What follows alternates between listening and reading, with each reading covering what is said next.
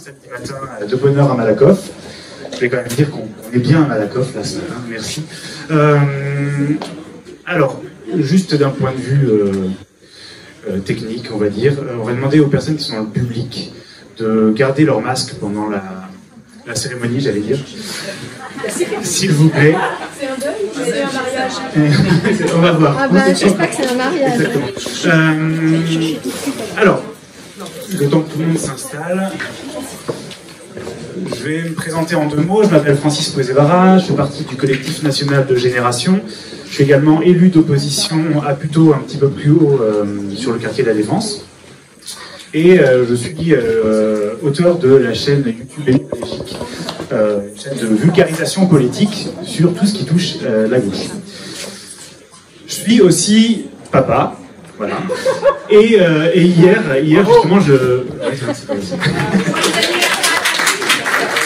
Et donc effectivement, hier c'était l'anniversaire de ma fille, c'était l'anniversaire de ma fille qui a 7 ans.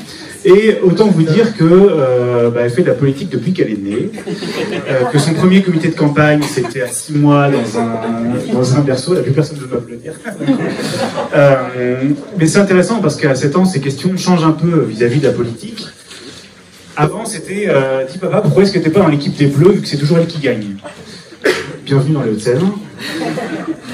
Maintenant, essaie de comprendre pourquoi les gens sont candidats, qui sont les candidats. Et j'avoue qu'aujourd'hui, je suis pas très à l'aise quand elle me pose ces questions. Je suis pas très à l'aise pour y répondre et je pense que personne ici dans la salle n'est très à l'aise. Je suis très à l'aise pour expliquer à une petite fille de 7 ans que tout ce qu'on entend à la radio, tout ce qu'on voit à la télé, c'est dicté par des néofascistes pour lesquels sont prêts à voter 1/3 des électeurs. C'est dur d'avoir 7 ans aujourd'hui. Que le candidat favori, pour l'instant, est quelqu'un qui détruit sciemment la planète, on l'a vu hier encore, la planète dans laquelle elle va grandir, hein, et ce faisant écrase les populations les plus fragiles. Et c'est pas facile non plus de dire que dans le camp du progrès et de l'écologie, le camp de la gauche, on a 7 personnes qui se battent pour essayer d'avoir qui 5%, qui 10%. Bref, aujourd'hui, effectivement, c'est pas facile d'avoir 7 ans. Heureusement, il est encore un peu loin de toutes ces considérations-là. Mais effectivement, on vit des temps politiques troubles, pour le moins. Voilà pourquoi on a décidé d'organiser, avec un certain nombre de camarades, cette journée sur le thème « Refondation de la gauche ». On avait besoin d'un temps de respiration, qu'on se retrouve entre nous. Entre nous, je parle nous, la gauche, au sens large, avec l'ensemble des partis, d'ailleurs, qui sont très bien représentés aujourd'hui. Et d'ailleurs, quand on voit les participantes et les participants à la table ronde aujourd'hui, on se rend compte qu'on partage quand même beaucoup. Hein, on se suit les uns les autres, les interventions, et on a vraiment beaucoup de choses en commun. Donc on avait envie de se retrouver pendant quelques heures pour parler à la fois de la situation des uns des autres, dans nos différents partis, organisations, mouvements, etc., mais également pour essayer de tracer un certain nombre de perspectives et se sortir un peu du marasme aujourd'hui politico-médiatique, on va dire. Voilà, donc voilà pour faire ça. On a prévu 3 temps. Le premier, ça va être une table ronde, donc bien sûr, sur le thème refondation de la gauche et de l'écologie 2022, avant ou après. La deuxième partie, ce sera ce qu'on a appelé des débats gourmands, c'est-à-dire qu'on a un buffet, on va vous proposer un buffet, et pendant qu'on va manger, on va pouvoir s'installer sur 3 tables thématiques. Je reviendrai dessus tout à l'heure, Romain reviendra dessus tout à l'heure. L'idée étant de pouvoir discuter, ce ne sera pas des conférences, de pouvoir discuter de propositions qui nous rassemblent, de positions qui nous rassemblent à gauche. Et dans un troisième temps, il y a évidemment la marche climat à Paris, à laquelle on vous invite toutes et tous à participer. Voilà. Dernière chose, avant de lancer la table ronde, je voulais prendre un temps pour remercier les personnes qui font cette journée. Alors bien sûr, remercier nos intervenantes et intervenants d'être là ce matin. Remercier également l'équipe qui a travaillé depuis 2 mois d'arrache-pied pour construire ce moment. J'ai pris la liste pour n'oublier personne. Et donc dans le désordre, je remercie Françoise, Véronique, Maxime, Nicolas, Michael, Mathilde, Bénédicte, Romain, Leïla, Anne-Flore, François, François Jean, pardon, Olivier, Mathieu, Aurore et toutes celles et tous ceux qui aujourd'hui aussi nous accompagnent dans l'organisation pratique des choses. Merci à vous. Sans vous, ce ne serait pas possible.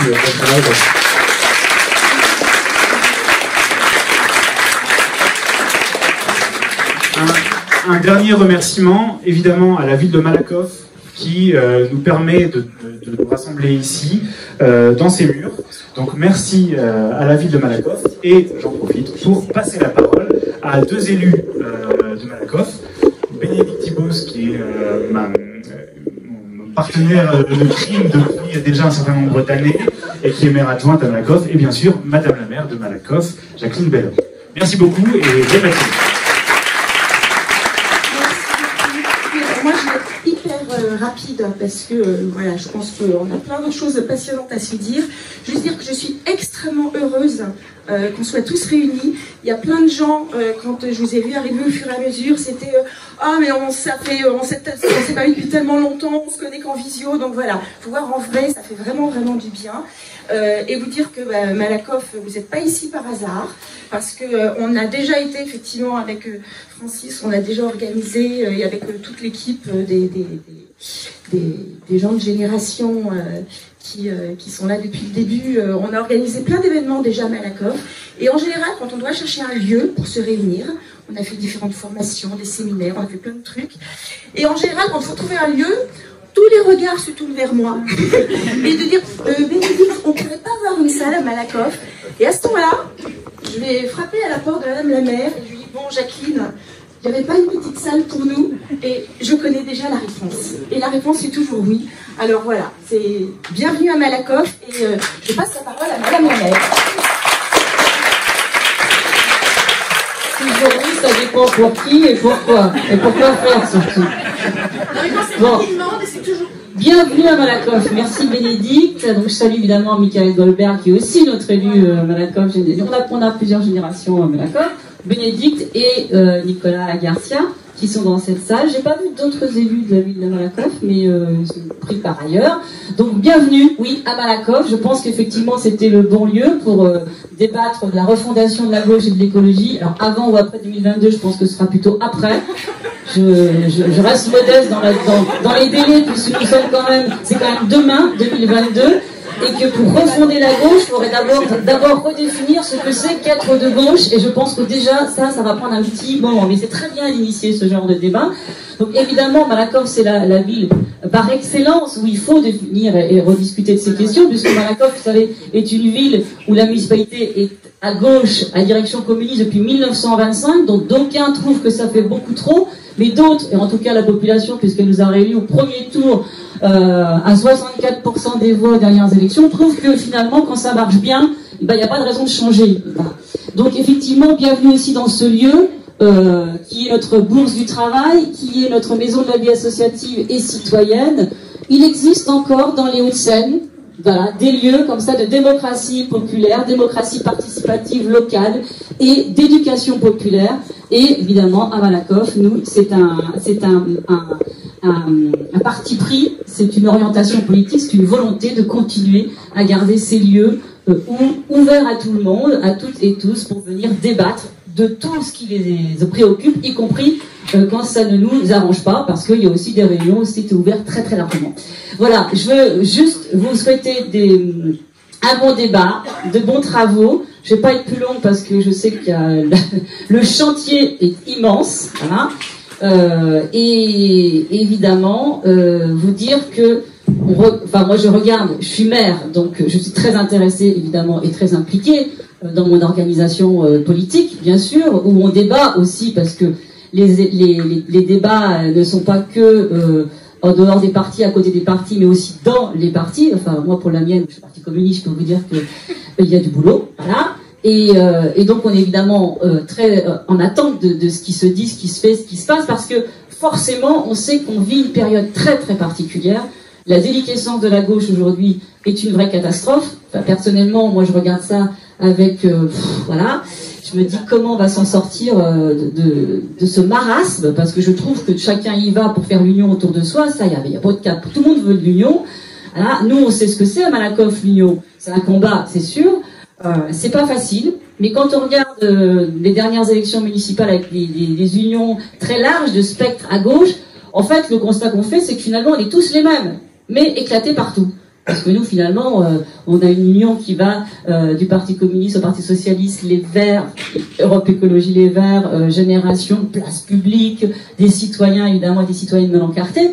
Bon, voilà, mais en fait, ça a toujours été comme ça, sauf qu'avant, on était quand même un peu plus... c'est le spectre qui s'élargit. Donc, est-ce qu'on va continuer comme ça, ou est-ce qu'on va trouver le moyen d'avoir des dénominateurs communs pour agir ensemble, parce qu'évidemment, tout ça fait le jeu du système, le système qui aime tellement ça, qui aime tellement que voir ces gens se diviser, et ce jeu du système, on voit bien le malaise que ça procure, et du coup, ce qui monte en avant à chaque fois, c'est effectivement l'extrême droite, les Le Pen qu'on connaît depuis des années, mais les Zemmour & Co, parce que c'est pas les seuls, bien montés et bien articulés aussi par les forces au pouvoir actuelles qui se jouent et qui s'en régalent, parce qu'évidemment, c'est ce qui fait leur gagne-pain. Voilà, je m'arrête là, je vous laisse au débat. Moi, je vais trouver de partir vers 11h15 parce que j'ai eu d'autres initiatives, mais plein de courage, parce qu'il en faut.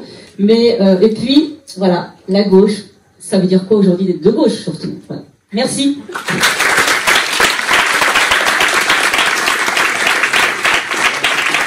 Bonjour à toutes et à tous. Merci à vous toutes, vous tous, d'être présentes et présents ce matin à Malakoff pour ce beau débat.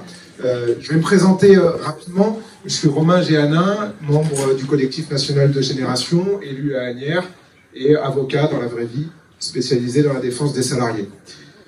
Pourquoi ce débat? Pourquoi est-ce qu'on a voulu organiser ce débat ce matin? D'abord parce que chacun en fait l'expérience dans son engagement personnel. À l'heure où la gauche a encore du mal à se rassembler suffisamment, à l'heure où la situation n'est pas toujours facile pour nous, pour nos idées, pour arriver à les imposer dans le débat public, eh bien, nous considérons, nous sommes un certain nombre, quelles que soient d'ailleurs nos appartenances politiques, citoyennes, associatives, à considérer que nous devons conserver, maintenir cette habitude de nous rencontrer, cette habitude d'échanger, de débattre, voire parfois même de nous confronter, cette habitude qui nous amène à créer du commun, à développer ce commun, à conserver ce commun pour la suite. Et l'objectif de ce débat, l'objectif premier de ce débat, il est là, il est de nous permettre de continuer à échanger. Il y a d'autres initiatives, d'ailleurs très intéressantes, qui sont organisées. On n'est pas les seuls à le faire, évidemment, et tant mieux. Conserver donc cette habitude parce que c'est à notre sens, la première étape d'un rassemblement de la gauche, d'une refondation de la gauche. Refonder la gauche, pourquoi? Pourquoi ce titre un peu accrocheur ou peut-être même provocateur? Eh bien parce que refonder la gauche, d'abord, c'est ce qui permettra demain d'être en capacité de gouverner le pays et de changer la vie des gens. C'est quand même le sens premier de notre engagement. Il ne faut pas perdre cela de vue. Il ne s'agit pas de se parler entre nous. Il ne s'agit pas uniquement de nous regarder le nombril. Non, il s'agit simplement parce que nous pensons que la gauche, les écologistes ont les meilleures réponses pour la France, pour demain, pour l'Europe.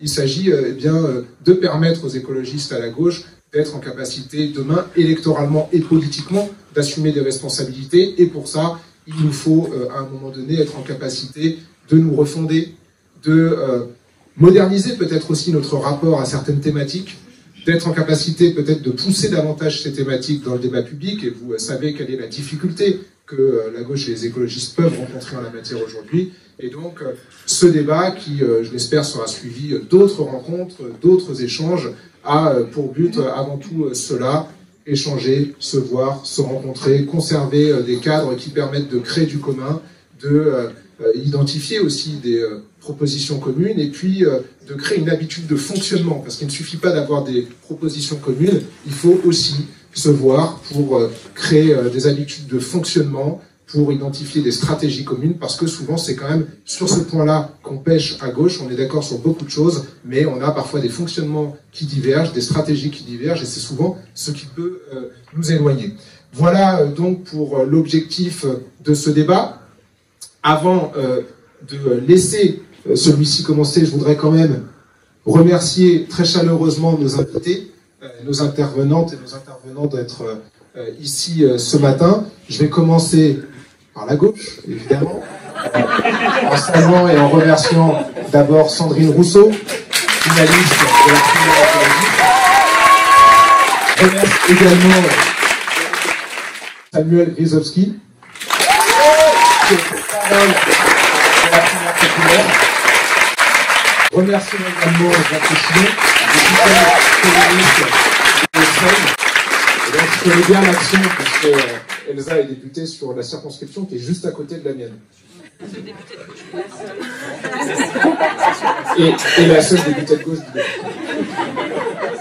pour l'instant. Ouais, alors là, les Hauts-de-Seine, père de mission. L'espoir fait vivre. Remercier également Dylan Boutifla, qui est le secrétaire national du Parti socialiste.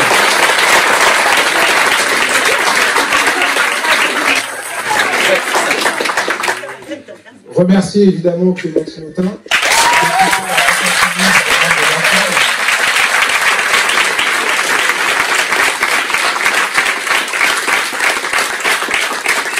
Remercier bien évidemment aussi Claire Lejeune, qui est l'ancienne correctorate des jeunes écologistes.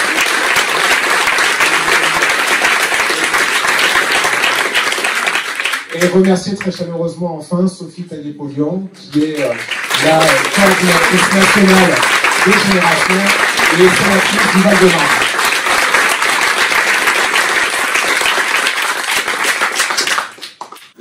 Le maître mot de ce débat, c'est la bienveillance. C'est la bienveillance. On va discuter d'un sujet qui n'est pas évident. Je tiens à dire que rien n'est facile pour personne, rien n'est facile pour aucun mouvement politique dans cette salle. Et donc, pour discuter de la refondation de la gauche et de son rassemblement, il faut avant toute chose être bienveillant. Et c'est le maître mot de ce débat ce matin. C'est en tout cas sous ce signe que nous souhaitons le placer. Enfin, sur le déroulement, ce qu'on vous propose, c'est de poser d'abord une première série de questions à nos invités, de les laisser répondre, environ 5 minutes, on va essayer de fixer un cadre, et ensuite d'inviter chacun de nos intervenants à se prononcer sur une question qui reprend l'intitulé de nos débats, refondation de la gauche et des écologistes, avant 2022 ou après. Je vais donc commencer toujours à ma gauche. Tu arrives à par... Non. C'est pour me plaire,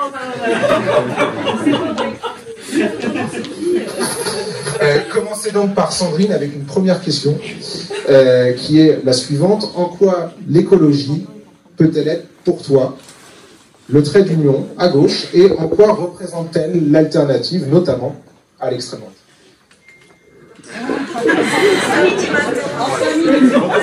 J'ai combien de temps de parole? Bon, bonjour à tous et toutes, merci de cet accueil chaleureux. Une petite remarque quand même liminaire avant de commencer, c'est que je crois que maintenant à gauche il y a quand même aussi quelque chose de très important à montrer, c'est que on entende les mouvements sociaux et sociétaux et qu'on entende notamment les questions de diversité. Et là, dans ce débat-là, ça n'est pas représenté et peut-être qu'on peut prendre cette première règle d'abord, que de se dire qu'on ne fait plus de débat que entre nous, voilà, et qu'on ouvre largement nos débats parce que c'est important en fait. Voilà.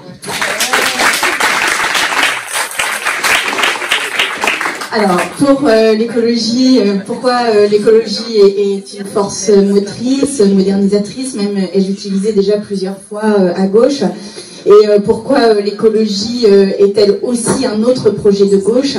Eh bien, en fait, l'écologie en soi, si on met que ce mot-là dans le débat politique, ne dit à mon sens pas grand-chose de ce que ça transforme socialement ou pas.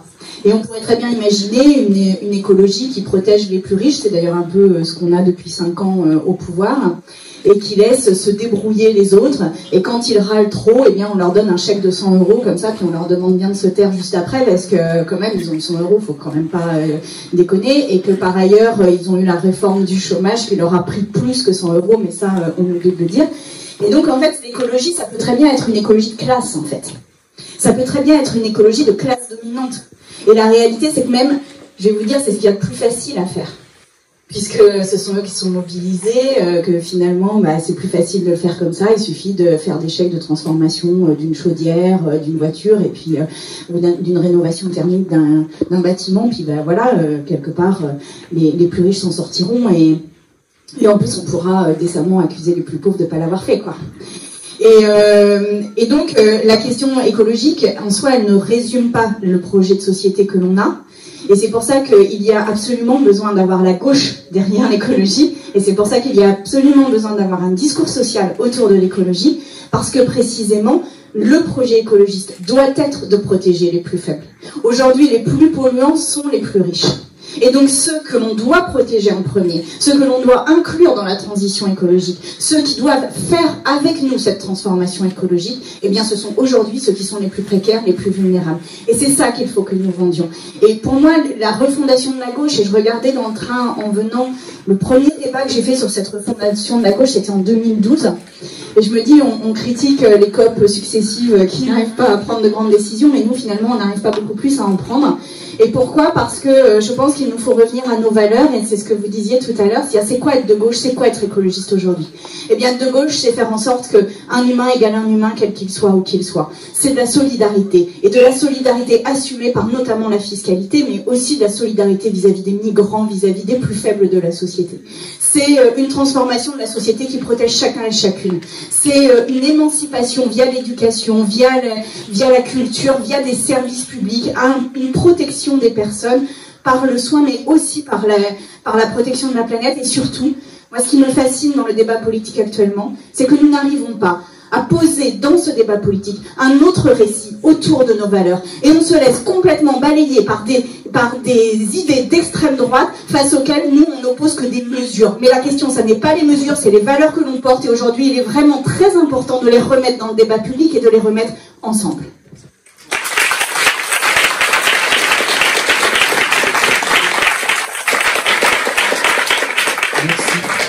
Merci Sandrine. Alors, Samuel. Donc, Samuel, je rappelle que tu es porte-parole de la primaire populaire, et qui est une initiative citoyenne, hors parti. Et donc, les initiatives hors parti pour faire l'union se multiplient. Et est-ce qu'aujourd'hui, c'est aux citoyens de prendre la main là où les partis n'arrivent pas visiblement à le faire? Merci beaucoup pour l'invitation. Je suis très honoré d'être dans un panel aussi impressionnant et impressionnante. Il y a suffisamment de personnes dans la salle, vous en faites partie, ou sur la table ronde, qui pourraient nous dire que les citoyens ne sont pas en dehors des partis. Les gens dans les partis sont des citoyens. Et donc la façon dont la question est posée, j'y mettrai une vigilance, alors que je sais que dans nos propres rangs, la primaire populaire, on peut avoir cette tendance à opposer citoyens et partis, alors que ce n'est pas le cas. Les personnes qui font de la politique sont des citoyens qui prennent leurs responsabilités. La question qui se pose par contre aujourd'hui, et c'est pour ça que la primaire populaire a cette singularité dans la préparation du débat présidentiel, c'est qu'il y a des citoyens qui n'arrivent pas à choisir parmi l'offre politique existante, qui ne se reconnaissent pas dans les partis, dans les écuries qui sont en course pour la présidentielle, mais qui pourtant se reconnaissent non seulement dans le projet, mais surtout dans les valeurs que vient d'évoquer Sandrine. Et ces valeurs-là, elles continuent d'être motrices, et elles continuent d'enchanter un certain nombre de personnes qui veulent absolument s'engager sans choisir parmi une offre qui est extrêmement riche, et qui, pour un électeur comme moi, qui n'a jamais été incarné dans un parti, suscite mon admiration de voir comment est-ce qu'on arrive à persévérer dans des appareils qui sont parfois difficiles, dans lesquels il faut manœuvrer, dans lesquels il faut persévérer, avec des poids historiques qui sont très importants, mais pour lequel on a quand même un socle de valeurs commun qui est très important. Ce que la primaire populaire vient apporter de particulier par rapport à cette question de est-ce que le salut de la gauche va venir des citoyens de la société civile, c'est de se recentrer sur qu'est-ce qu'on veut provoquer comme changement. Ce qui me touche aujourd'hui, et ça a été beaucoup dit par certaines ici, Claire notamment récemment au serment de Romainville, c'est que chez les citoyennes et citoyens qui font partie de notre mouvement, il y a une volonté de retrouver le goût de la victoire. D'ailleurs, pour l'anecdote, il y a des jeunes de la primaire populaire qui ont lancé une bière locale qui s'appelle la Pression Populaire, le goût de la victoire. Vous pourrez bientôt en commander sur Internet. Et ils et elles veulent retrouver ce goût de la victoire dans les luttes qui ont été les leurs pendant ce quinquennat. Ce quinquennat, pour moi, a été une explosion d'innovation et de créativité dans des luttes qui sont extrêmement anciennes dans l'histoire de la République, mais qui se sont réappropriées par la société civile et les citoyens en dehors des structures classiques, c'est-à-dire syndicats, grandes ONG et partis. Les luttes féministes, bien sûr, avec le mouvement Nous Toutes, les luttes antiracistes, les luttes LGBT, la lutte pour le mouvement climat, les luttes sociales, la lutte des gilets jaunes. Et toutes ces luttes, la bonne nouvelle, en quelque sorte, dans un mouvement comme la Primaire populaire, c'est qu'elles disent « on en a marre de perdre ». On est abonné, non pas à Netflix ou sur Amazon Prime, on est abonné à la défaite. On ne fait que perdre. Même quand on prend le pouvoir en 2012, on perd.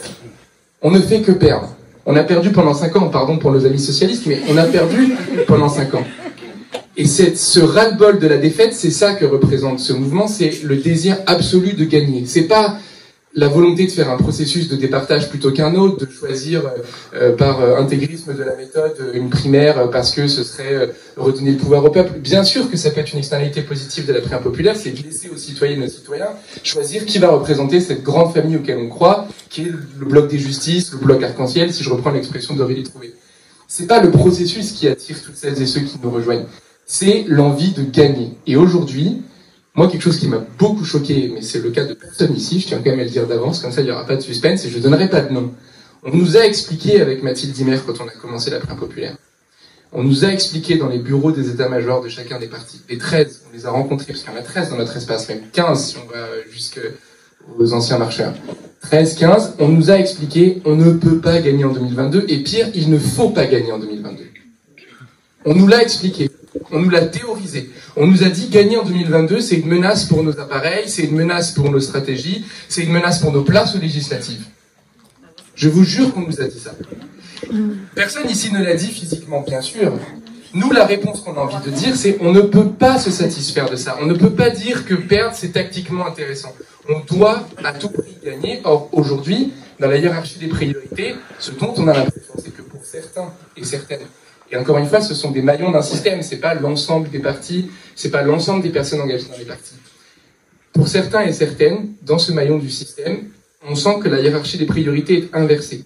Le fait d'exister, le fait d'avoir un leadership, le fait de tenir une forme d'hégémonie à gauche, le fait de chercher l'héritier du Parti socialiste, comme s'il allait en avoir un. Parce que ma conviction d'électeur qui n'a pas 30 ans, c'est qu'il n'y aura pas d'héritier au Parti socialiste.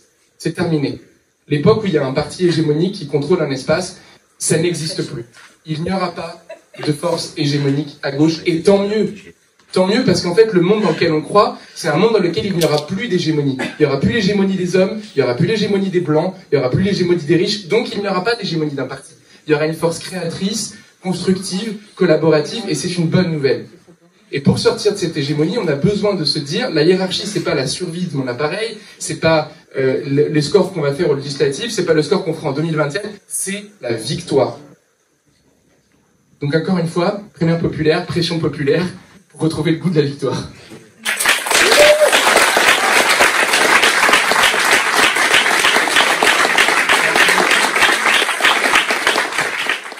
Petite question maintenant à Elsa.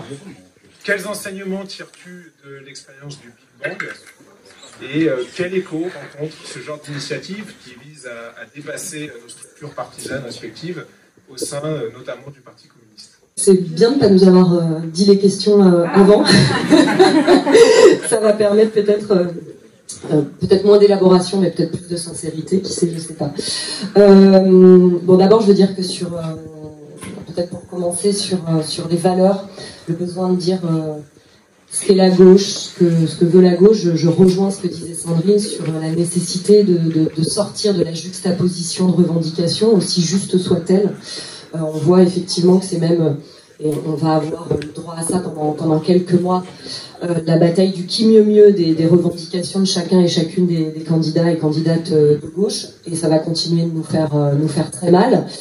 Mais on va avoir effectivement, au fur et à mesure, une juxtaposition de propositions. Et ce que je crois, ce avec quoi nous avons besoin évidemment de renouer, c'est un récit émancipateur, c'est, pour le dire autrement, une vision de société, c'est une réaffirmation de valeurs, une articulation aussi des thématiques et de ces valeurs. J'ai pas grand-chose, je crois, à changer à ce qu'a évoqué Sandrine sur les différents points. Peut-être je rejoindrai une question, évidemment, en tant que communiste qui me travaille peut-être de manière plus ancré et plus historique, c'est le rapport au travail. Et évidemment, toute la question de l'exploitation aujourd'hui, de la subordination, qui est une question importante, y compris dans la jeunesse qui n'a pas cette historique-là, des batailles très liées à la question du travail et de l'émancipation au travail, et qui pourtant est centrale dans leur questionnement de vie et dans leur questionnement politique. Donc voilà, j'ajouterais juste ça, mais je suis sûre que tu es à peu près d'accord avec ça. La deuxième chose sur l'expérience Big Bang, je pense que certainement on aurait besoin peut-être d'écrire dessus. Moi je considère que de toute façon l'expérience Big Bang elle n'est pas terminée, qu'elle a peut-être pas elle portera pas toujours le même nom.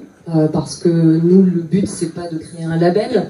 On l'a toujours dit, d'ailleurs, à la création de Big Bang, eh bien, l'idée principale, c'était justement de discuter, de se rencontrer, de se disputer, et que partout où il y avait besoin d'expériences de ce type, c'est-à-dire à peu près partout dans le pays, chacun pouvait se l'approprier comme il ou elle le voulait. Donc l'expérience Big Bang, pour moi, aujourd'hui, nous sommes dans un type d'expérience Big Bang. Je fais juste une deuxième remarque, c'est qu'à mon sens, et c'était au cœur de ce que nous avons voulu entreprendre, c'est qu'évidemment, on ne peut pas discuter qu'entre personnalités de partis politiques. Si nous voulons relever le défi aujourd'hui à la fois de combattre les néolibéralismes, mais aussi la période pré-fasciste dans laquelle nous sommes, c'est qu'on a besoin de forces alternatives en force, en élaboration, en questionnement, en lutte, en rassemblement, mais en rassemblement qui ne serait pas qu'une juxtaposition de personnalités ou d'organisations politiques bien mal en point pour chacune d'entre elles, disons-le comme ça, ou à peu près pour chacune d'entre elles.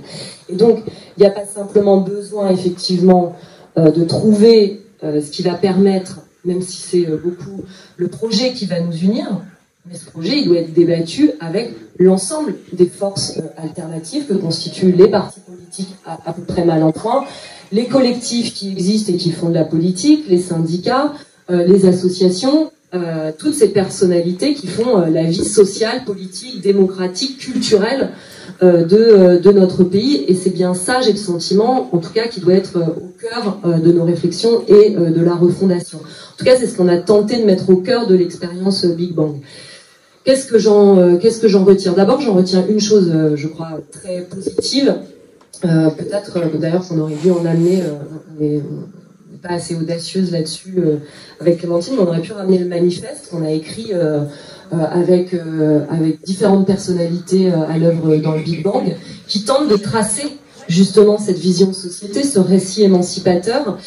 Et on a essayé d'affronter des questions dont on avait le pressentiment qu'elles pouvaient nous faire diverger. On a cherché le commun, mais aussi sur certaines questions à créer du commun. Je parle par exemple l'Europe, sur une question où on a toujours tendance à penser eh bien, qu'on va se disputer, voire qu'on va s'exploser en vol. On a été plutôt agréablement surpris sur le fait que dans le débat, dans l'expérience de la fraternité et de la sororité à travailler ensemble très régulièrement, eh bien, nous trouvions des points communs très forts et pas dans un consensus mou. Donc ça, je crois que c'est une expérience importante à retirer. C'est un des traits extrêmement importants qui nous dit que quand nous cherchons à créer du commun, nous le trouvons, et qu'on peut avoir aussi une méthode qui consiste à penser que sur certains sujets dont nous pensons que, eh bien, ils vont être très difficiles à aborder, non pas les remettre au calendrier grec, mais peut-être trouver une temporalité différente qui permette de les traiter dans un second temps, en sachant que d'abord nous voulons chercher ce qu'il y a de commun, de trancher également entre nous, parce que le parti pris, c'était aussi de dire qu'il y avait besoin, évidemment, de rupture au néolibéralisme, de rupture au productivisme, et que ça, évidemment, c'était la base aussi, le cœur de la gauche. L'autre expérience, parce que je veux pas être trop longue, enfin, ce que je retire de l'expérience Big Bang, certainement, ce qu'on n'a pas encore tout à fait réussi à trouver, c'est comment on opère l'atout et le handicap en même temps, que sont les forces qui existent déjà, les forces politiques existantes.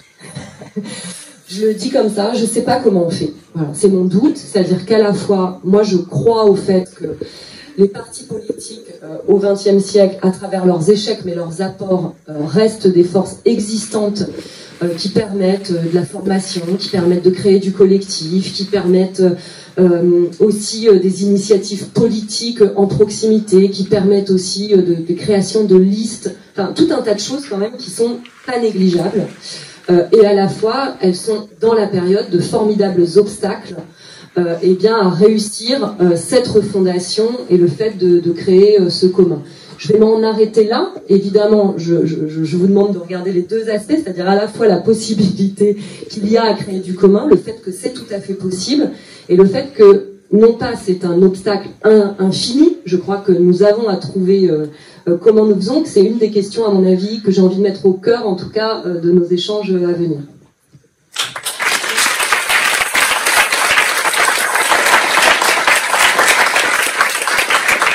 Merci Elsa. Alors, Dylan, on est poussé à la génération d'un certain nombre à être issu du PS il y a plusieurs années, donc on a des questions par rapport à ce qu'est le PS aujourd'hui.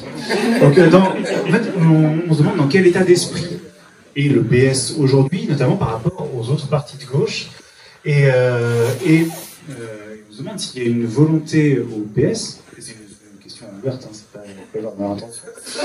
S'il y a une volonté de refonder collectivement la gauche, ou alors est-ce qu'on est plutôt sur une phase, une pré-phase, on va dire, de rebâtir le PS, puis après de se tourner vers le reste de la gauche. D'abord, merci de l'invitation. Moi, je suis ravi de participer à cet échange. Et d'ailleurs, on se le disait avec Clémentine en arrivant tout à l'heure, c'est pas la première, et c'est sans doute pas la dernière fois qu'on parle de cet objectif de rassemblement et bien évidemment de refondation.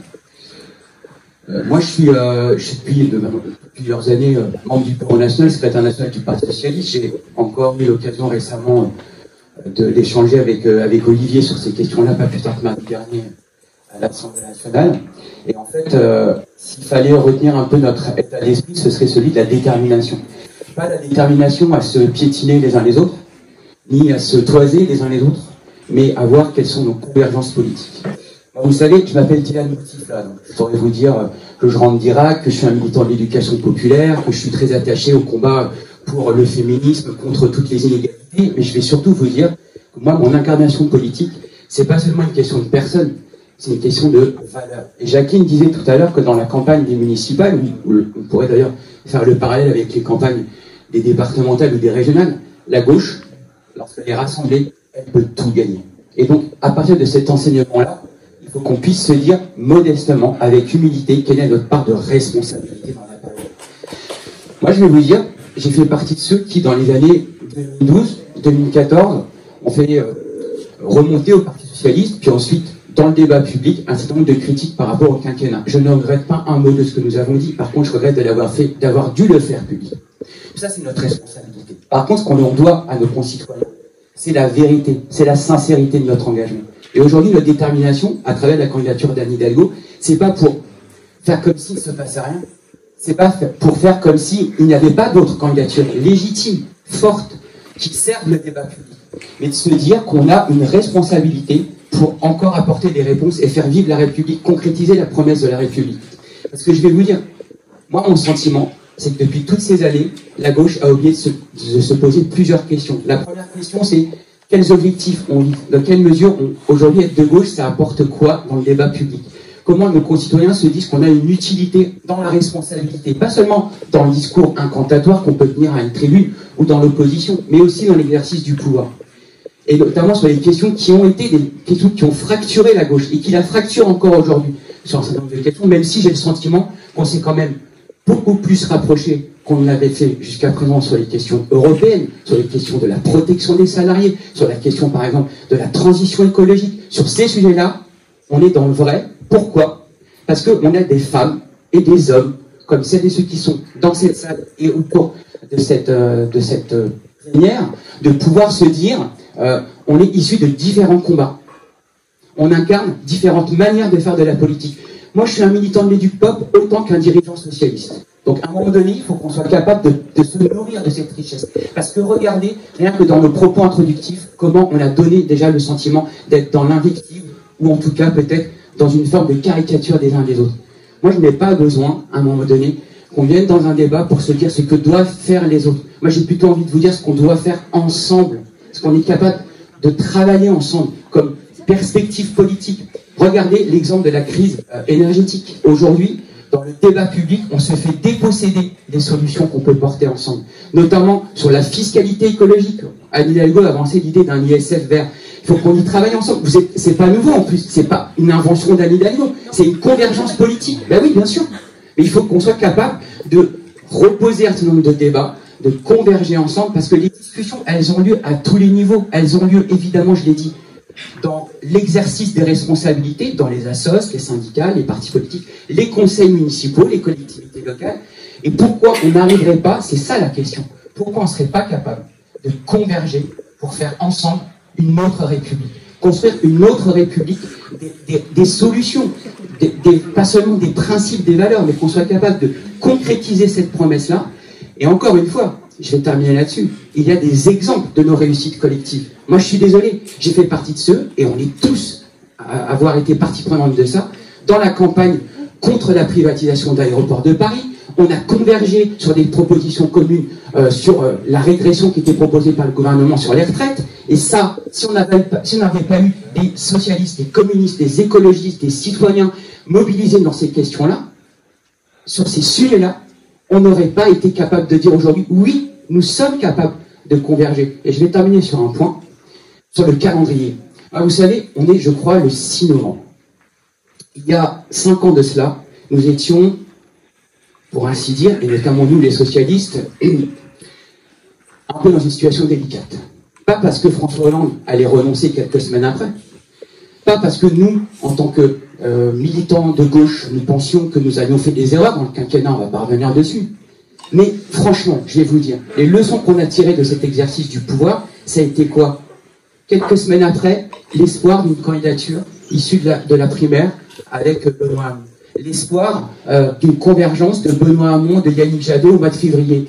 3 mois plus tard, nous sommes début novembre, nous avions la capacité de converger au mois de février. Et d'ailleurs, je me rappelle que Benoît, à l'époque, était autour de 17-18% dans les intentions de vote. On connaît le résultat le soir du premier tour. Ce que je veux dire par là, c'est qu'on ne peut pas reproduire cette erreur, mais on doit aussi se dire les choses telles qu'elles sont. Si la gauche, aujourd'hui, a plusieurs candidatures, c'est aussi parce que nous avons notamment été bousculés par beaucoup de nos militants, de nos dirigeants qui ont pu, dans le débat, fracturer la gauche et qui ont pu, par exemple, encourager cette espèce de patriotisme de parti où, en fait, finalement, on se retrouve avec des candidatures pour chacune des familles politiques. Parce qu'on ne peut pas nier nos divergences, mais on doit mettre en avant nos convergences. À force de dire un tel a tort ou tel autre ne porte pas telle contribution au débat, eh bien, on se tire des balles dans le pied collectivement.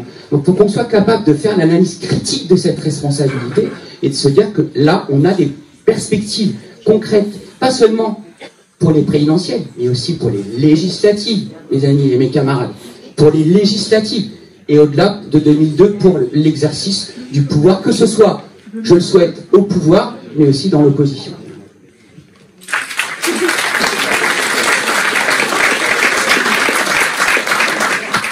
L'Union populaire qui a été lancée il y a quelques temps maintenant. Une question, Clémentine, pour te demander si, de ton point de vue, cette initiative, cette forme partisane, disons-le, a vocation à vivre uniquement pour et pendant la campagne présidentielle, ou si, à tes yeux, il y a une volonté de quelque chose sur un terme un peu plus long. Il y a une volonté d'un plus long terme, disons-le comme ça. Alors, oui, l'Union populaire a été lancée pour la candidature de Jean-Luc Mélenchon à la présidentielle. C'est vraiment le cadre de l'Union populaire. Et est-ce que ça préfigure quelque chose de plus vaste qui pourrait perdurer au-delà de 2022 ? Évidemment qu'il est impossible de répondre aujourd'hui à cette question. Et tu noteras que je suis sans doute pas la mieux placée, y compris pour savoir quelle a été l'idée précise de Jean-Luc Mélenchon et de la direction de la France Insoumise pour savoir quel était l'objectif, le cadre exact de l'Union populaire. Et je fais une remarque d'emblée, c'est que vous aurez remarqué qu'ici, dans ce tour de table, les personnalités qui s'expriment sont pas, comment dire ça, au cœur des directions des appareils que nous sommes censés représenter.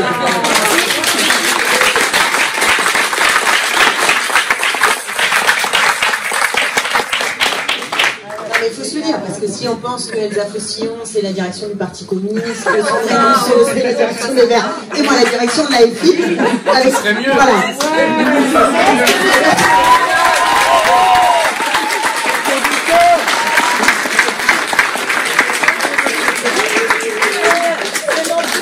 Là, nous avons parti social.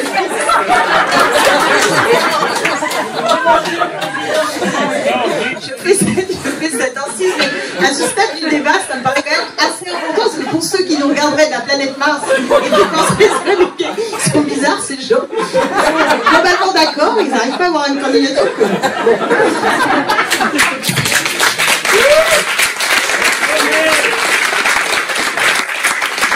Alors donc je fais une deuxième petite incise. C'est que quand nous avons, avec Elsa, lancé le Big Bang, c'était après les élections européennes, et nous cherchions précisément à ce que nous puissions construire une candidature rassemblée d'une gauche de transformation sociale et écologique pour l'élection de 2022. C'était précisément l'objectif. Et je pense que c'était précisément le bon timing.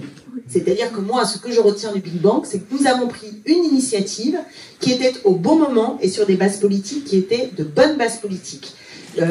Elsa l'a dit, j'y insiste, c'est-à-dire que non seulement il s'agissait de rassembler des forces politiques, mais aussi des personnalités issues des mobilisations sociales, issues du monde intellectuel et culturel, et ça je pense que ça reste très juste, et que l'ancrage politique était un ancrage de radicalité au sens de prendre à la racine des problèmes, c'est-à-dire que nous visions un rassemblement pour un changement en profondeur de la société. Et moi, ces partis pris-là, je pense qu'ils étaient justes, mais ils n'ont pas porté. Nous n'avons pas réussi à bousculer la donne, et donc si on doit faire un bilan, bah, c'est le bilan qu'on n'a pas eu le rapport de force critique qui permettait de réellement interroger les candidatures putatives à ce moment-là qui se mettaient en branle, les organisations existantes. On n'a pas réussi ça. Mais c'était juste, et ça reste juste. Donc, à la question de savoir, est-ce que cette présidentielle, est-ce qu'on fait avant ou après? Probablement, c'est les deux. Probablement, c'est les deux parce que il ne faut pas se raconter de salade. Si vraiment on sort laminé en 2022, il ne faut pas croire que c'est formidable de refonder sur un... oui, c'est pas vrai. C'est pas vrai. Donc moi, je nous invite à ne pas faire comme si on pouvait enjamber 2022 en se disant on verra après, ça se joue après. C'est pas vrai. Ça commence maintenant. Alors après, chacun va dire pourquoi il choisit son candidat. Moi, c'est assez simple. Je crois que dans ce qui se passera, y compris après, j'ai à cœur que la force politique qui incarne des formes de rupture, c'est-à-dire de transformation profonde de la société, soit en bonne position. Non seulement le soir du premier tour, mais même pour la suite. Donc moi, c'est la raison profonde pour laquelle je soutiens la candidature de Jean-Luc Mélenchon. Voilà, après, ça peut ouvrir un débat, hein, mais je pense que ce débat, c'est bien aussi de l'avoir. C'est-à-dire que pour moi, c'est très important qu'on ait quand même dans le champ politique quelque chose d'assez fort en termes de transformation. Bon. Et ensuite, ça va se jouer, évidemment, après. Hein, c'est-à-dire comment on est capable de se parler différemment. Mon inquiétude, c'est que je regarde la présidentielle avec tous ces candidats de gauche, ce rapport de force épouvantable avec l'extrême droite qui, chaque jour, gangrène dans les têtes et dans la réalité de nos représentations politiques. Moi, ce qui m'inquiète, c'est que progressivement, avec toutes ces candidatures, il va y avoir un jeu des différences. C'est-à-dire que chacun va passer son temps à essayer de vouloir expliquer en quoi il est différent de l'autre. C'est la logique de la présidentielle. Et bien sûr que ça a commencé. Anne Hidalgo est entrée en campagne pour se faire remarquer. Elle a pensé que ce qui était formidable, c'est d'expliquer que et les Verts et la France Insoumise n'étaient pas dans le champ républicain. Bon, ça commence super bien. Je veux dire, avec ça, moi, la convergence, il n'y a pas de convergence possible sur ces bases-là. Bon. Mais je pourrais en avoir autant. Jean-Luc Mélenchon, hein, depuis 4 ans, n'a pas non plus toujours été aimable avec les autres formations politiques, pour le dire gentiment. Donc je veux pas. Non, mais ce que je veux dire, c'est que voilà, il y a parfois des raisons qui sont des vraies raisons politiques de désaccord, mais parfois aussi logique politique de la division, de l'atomisation, qui va conduire à renforcer ces divergences. Donc c'est là où nous avons aussi une responsabilité. Parce qu'il faut qu'on travaille ces convergences, il faut qu'on aille les chercher, il faut qu'on en fasse la démonstration, il faut qu'on refonde, et moi je suis d'accord avec ce terme-là, et je terminerai là-dessus, parce que la refondation, il faut prendre un petit peu de champ. Le problème de la gauche, c'est d'abord l'effondrement du bloc soviétique, tout au long du XXe siècle quand même, puis l'effondrement de la social-démocratie partout en Europe, et on part de ça. Excusez-moi, mais c'est du lourd. Non, mais je veux dire, si on croit qu'il suffit d'une présidentielle où tout le monde se met autour de la table et on a réglé ce qui s'est passé au XXe siècle, c'est pas vrai. Donc, il faut digérer ces deux expériences qui ont été les deux grandes expériences de la gauche au XXe siècle. Et ensuite, il faut prendre la mesure de l'articulation nécessaire entre l'apport de la tradition du mouvement ouvrier et l'écologie politique et le féminisme et l'antiracisme et ce que, au fond, les luttes issues de 68 et puis toutes, par vagues, nous ont apporté jusqu'aujourd'hui pour essayer de créer un nouveau tout et donc un imaginaire et une vision. Et j'insiste, comme on fait à la fois Sandrine et Elsa, sur la vision. C'est pas simplement des solutions concrètes. Bien sûr qu'il faut des solutions concrètes, les gens veulent des solutions concrètes. Mais la politique, et notamment pour la présidentielle, et notamment pour refonder une grande force politique, c'est d'être capable de porter une vision du monde, une vision de la société, une vision du changement. Et c'est ça qui nous fait défaut, c'est cet imaginaire commun. Moi, je pense que nous avons beaucoup de points d'appui, y compris quand on regarde les sondages. Aujourd'hui, c'est pas vrai que les gens ont que la tête braquée à droite. Il y a plein de valeurs d'égalité, etc., qui sont très fortes. C'est la défense des services publics, etc. Donc on a des points d'appui. Les manifs pour le climat, on y va tout à l'heure, c'est quelque chose qui porte énormément dans la société. Donc on part pas de rien, mais on a besoin de créer ensemble ce nouveau tout. Et je vous dirais, pour terminer cette première intervention, que je pense que c'est pas tout à fait un hasard s'il y a beaucoup de femmes ici autour de la table, et qu'à mon avis, une des solutions, la représentation politique et celles et ceux qui vont prendre en charge ce travail de refondation se fassent davantage à l'image de la diversité de la société.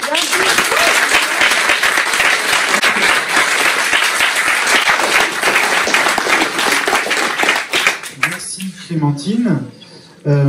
Alors Claire, la question que j'ai envie de te poser, c'est à la fois effectivement sur ton expérience en tant qu'ancienne co-secrétaire fédérale des jeunes écolos, mais également aussi est-ce que tu peux vivre au sein du mouvement Résilience commune qui a été formé par des jeunes issus de l'ensemble de la sphère de gauche et des écologistes.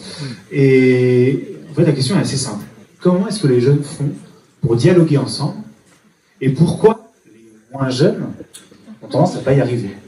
Pour aller dans le sens de Clémentine, aujourd'hui, je suis militante à ELV, mais je ne représente pas, j'ai pas de mandat de ELV pour parler des questions dont on se parle aujourd'hui. Je viens apporter un témoignage, effectivement, en tant qu'ancienne co-secrétaire fédérale des jeunes écologistes, et c'est un mandat au cours duquel on a essayé collectivement de porter très haut et très fort cette question du rassemblement des forces de transformation de la gauche et de l'écologie avec le mouvement notamment Résilience commune. Mais je pense ce qui est important à souligner aujourd'hui, c'est que toutes et tous là, on est des points de liaison. On appartient à des collectifs et on les revendique et on n'est pas là pour rien. Chacun, on a pris des décisions de s'engager dans un collectif et ça a une force. Et je suis d'accord pour dire qu'en fait, aujourd'hui, certes, les partis politiques sont un peu en difficulté, mais ils ont une force de structuration du débat politique qui est essentielle. Et je voudrais pas qu'on ait cette tentation de jeter le bébé avec l'eau du bain. Aujourd'hui, on a besoin plutôt de travailler sur comment, en fait, on arrive à articuler beaucoup mieux l'action de réflexion des partis politiques avec tout ce qui se passe d'extrêmement puissant dans la société civile et dans les mouvements sociaux.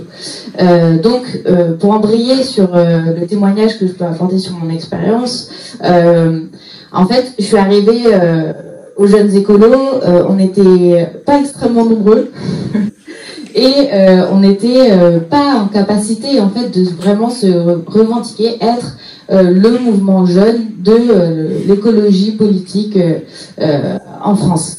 Et on a essayé de se poser la question de pourquoi, parce qu'à ce moment-là, ça correspondait aux marches climat. Donc ça correspondait au moment où en fait on avait des foules de jeunes qui s'organisaient, qui faisaient de la désobéissance civile, qui allaient marcher tous les samedis, qui faisaient la grève de l'école.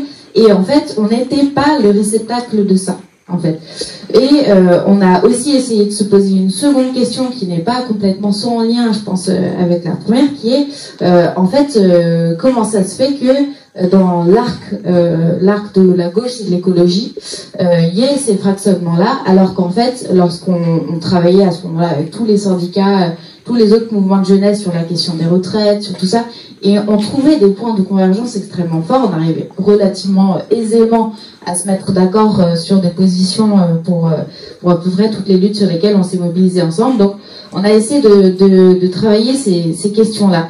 Et peut-être pour aller dans le sens de la question sur laquelle tu m'as interpellée, en fait, notre constat en formant Résilience Commune, donc qui n'avait pas du tout vocation à être une autre organe de jeunesse, qui avait vraiment comme vocation d'être un espace de mise en commun, juste de discussion et de débat pour justement accélérer potentiellement les convergences entre...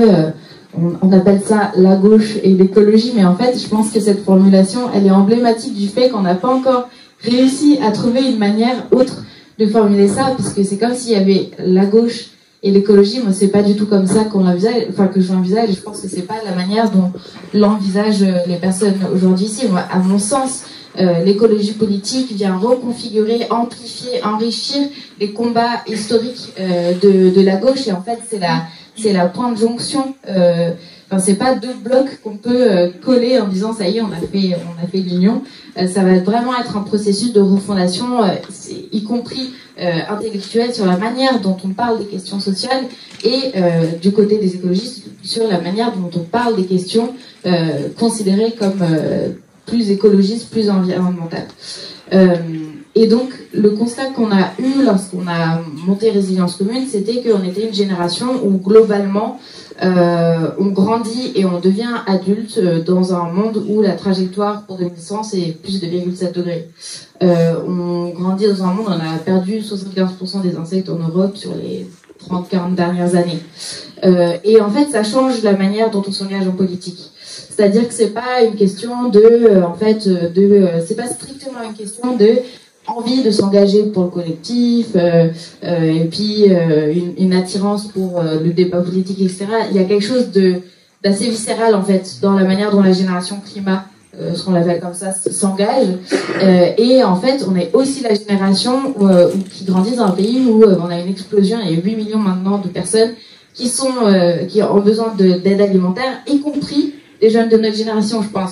Enfin, ça fait très longtemps qu'on n'a pas eu dans nos proches, dans nos amis, des gens qui devaient aller faire la queue pour avoir un panier pour l'aide alimentaire. Donc, et là, je pense qu'on touche au point central, qui est que c'est absolument évident pour nous que les questions sociales et écologiques et climatiques sont complètement imbriquées. Et que, en fait, peut-être que c'est la spécificité de ma génération. Je ne sais pas si il faut la définir clairement, mais c'est ça, en fait. C'est que, en fait, il y a pas de sujet sur le fait que le social et l'écologie sont complètement imbriqués, et que c'est justement ce nouveau tout qui va nous falloir porter dans les années à venir. Et il y a ce vécu commun aussi sur l'urgence. C'est-à-dire que là, il y a une double, triple urgence par rapport à la question climatique c'est irréversible ce qui va se passer si on n'arrive pas à être à la hauteur de cette question-là. Et je pense qu'il y a une forme d'irréversibilité, pas définitive, mais je veux dire, là, on est dans une période où aussi l'espace du débat public est en train d'être détérioré. Et moi, ma crainte aussi, c'est que, en fait, si on fait l'impasse sur 2022, après, il n'y aura plus l'espace dont on a besoin pour nos idées, qui sont des idées où, en fait, on laisse débattre, on laisse la parole aussi à ceux qui ne sont pas d'accord avec nous. On est dans une forme de débat politique ouvert, et avec, j'ai peur de ça. J'ai peur qu'en fait, le champ se rétrécisse tellement qu'on n'arrive même plus, en fait, à exister dans le champ politique. Et je pense qu'on est tous et toutes présents aujourd'hui pour aussi parer à ça. Donc, en fait, voilà, je pense que ça existe toujours, c'est un peu en veille, mais je pense que, comme pour le Big Bang, c'était une initiative qui partait on n'avait pas du tout de stratégie en tête lorsqu'on a monté le truc, juste l'intuition qu'en fait, on avait des choses à se dire entre les jeunesses de la gauche et l'écologie. En fait, c'est des choses qui ont fait que déjà on se connaît tous, et ça déjà ça fait beaucoup.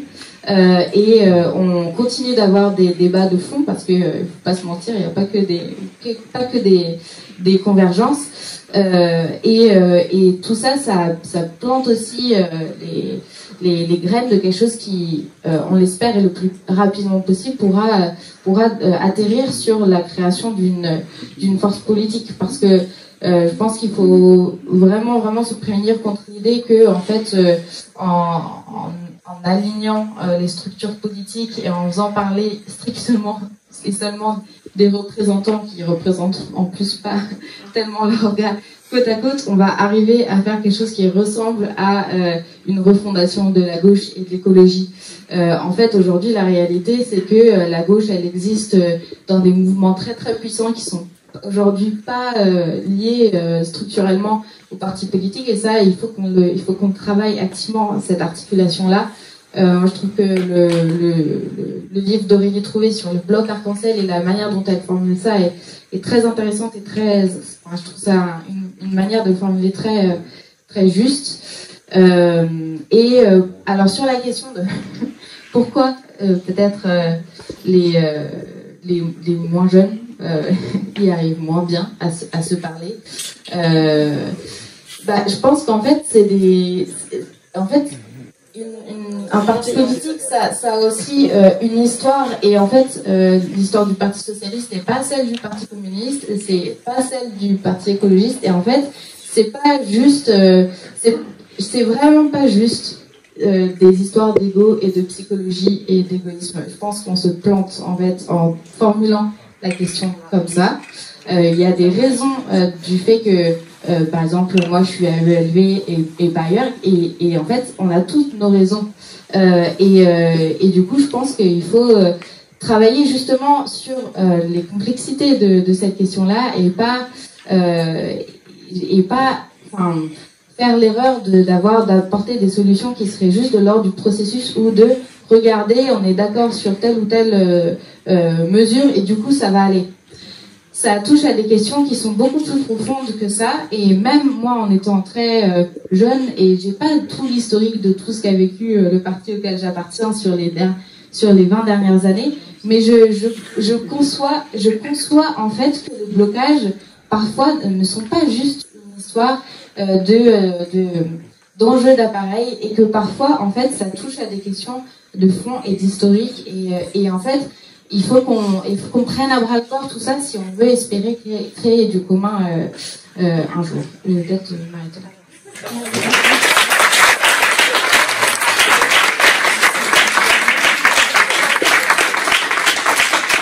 Dernière question pour Sophie Taillé-Polian. En quoi, Sophie, pour toi, le pôle écologiste, qui rassemble différents mouvements, parmi lesquels Europe Écologie, Génération, en quoi donc ce pôle écologiste te semble être la bonne voie vers le renouveau de la gauche? C'est vrai que comme c'est de nombreuses et nombreux militants de Génération qui ont organisé, je les en remercie, cet échange, c'est normal que cette question soit posée finalement, mais je voudrais l'inscrire un peu dans ce qui a été dit précédemment. Effectivement, il faut jamais se laisser non plus aller à comment dirais-je, à intérioriser aussi ce qu'essayent de nous renvoyer nos adversaires. On serait nuls, irresponsables, et tout ça, ce serait des histoires de chapelles et d'individus, etc. Il ne faut pas nier, il ne faut pas chercher à nier les divergences, les différences qu'il y a. Et finalement, la question de l'union, du rassemblement, elle s'est posée à toutes les étapes de la construction de la gauche dans son histoire, et depuis la création du mouvement ouvrier jusqu'à aujourd'hui. Ce n'est ni une question nouvelle, ni bien sûr une question simple. Et elle pose évidemment la réalité de ce qu'est la richesse aussi de cet immense mouvement de contestation de l'ordre établi, qui est fait de différentes sensibilités, de différentes sources intellectuelles, de différentes expériences de lutte. Et ça, c'est une réalité qu'il ne faut pas non plus chercher à raser, à oublier. Mais c'est à la fois une richesse, une complexité, une difficulté. Et puis, on a vu dans notre histoire, à des moments donnés, aussi, avec des forces politiques différentes, avec des organisations politiques différentes, mais qui ont su se mettre autour de la table pour créer des dynamiques politiques communes et l'emporter. C'est vrai qu'on pense à 81 et qu'on pense à 2021. Bon, les ressorts ne sont pas forcément les mêmes aujourd'hui dans notre société, et puis on pense à 1936 aussi. Donc voilà, on n'est pas juste nuls, nous, en 2021.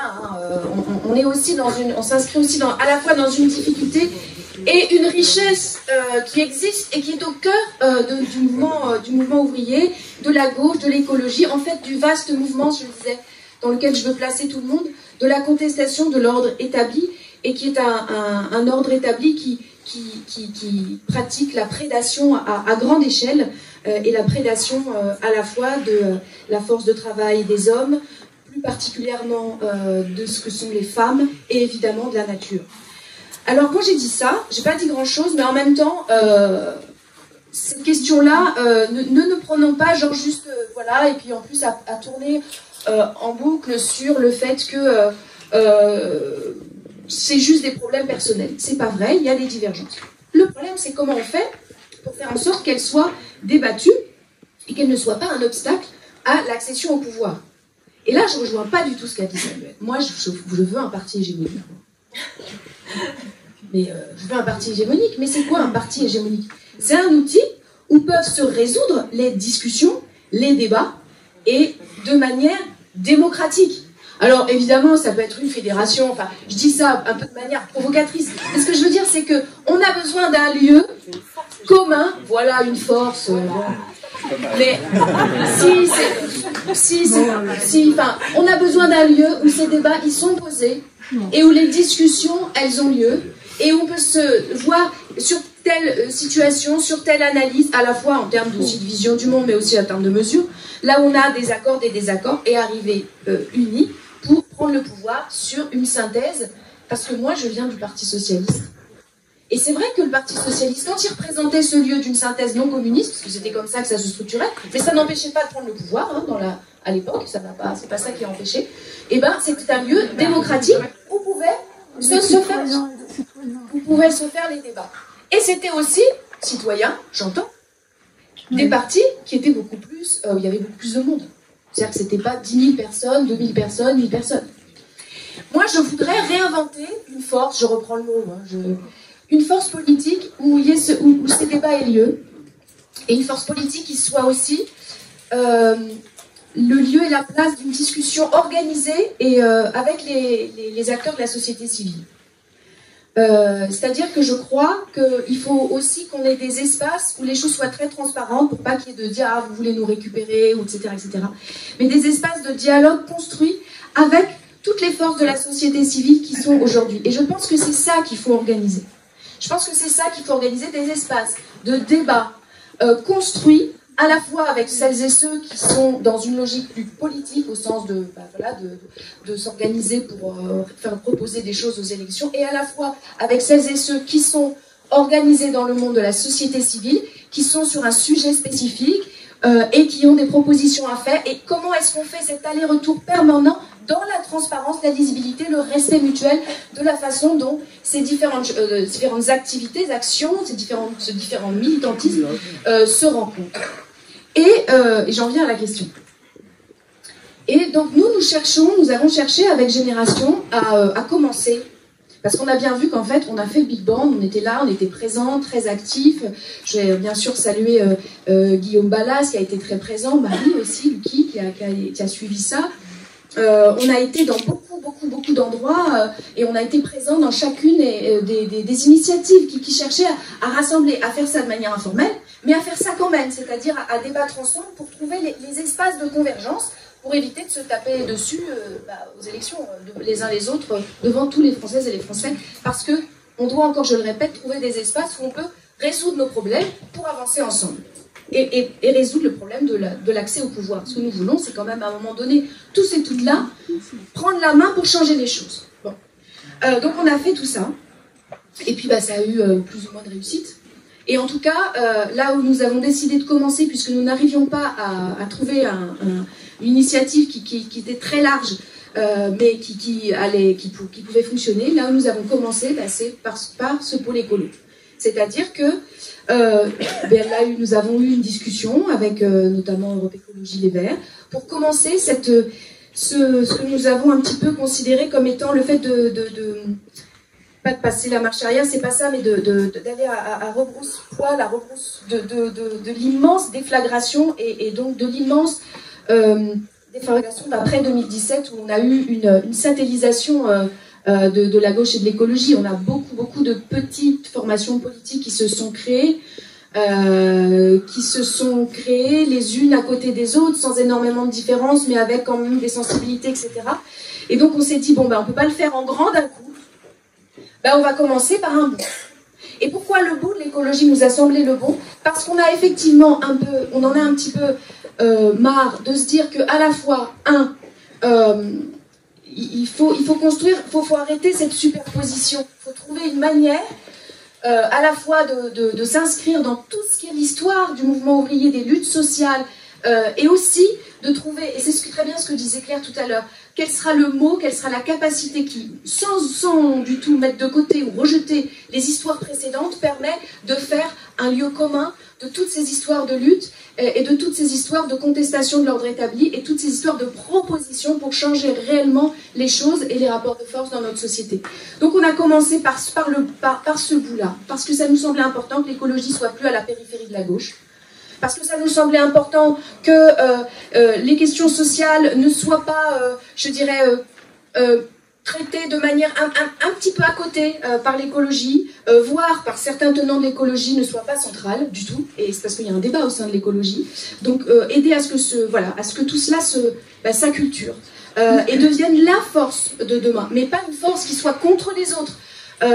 C'est une proposition pour recommencer à s'unir, et à s'unir sur des bases saines, et à des bases qui permettent d'être dans le dialogue avec tout. Donc c'est pour ça que Génération a fait ce choix, aussi parce que de ce premier rassemblement, après l'éclatement post-2017, de recommencer par un endroit, par un lieu. Donc nous avons engagé ce travail. Nous avons construit des journées d'été communes où nous avons pu mettre en avant un certain nombre de sujets qui nous tenaient particulièrement à cœur, que ce soit bien entendu les questions sociales, les questions d'égalité, lutte contre les discriminations, tout un tas de questions évidemment, aussi porter fort la question du revenu universel qui est très, très forte chez nous. Donc, et nous sommes là-dedans. Nous avons participé évidemment à la primaire des écologistes, qui a été un moment démocratique fort, je dirais assez serein dans cette pré-campagne. Et donc aujourd'hui, de ce fait, nous soutenons la candidature de Yannick Jadot en portant l'exigence d'une écologie qui soit très fortement ancrée dans le social, dans la recherche de l'égalité et dans des mesures qui soient vraiment fortes en termes de capacité à dire nous voulons rompre avec un accompagnement poussif de la situation. Il faut véritablement porter une autre ambition pour notre pays.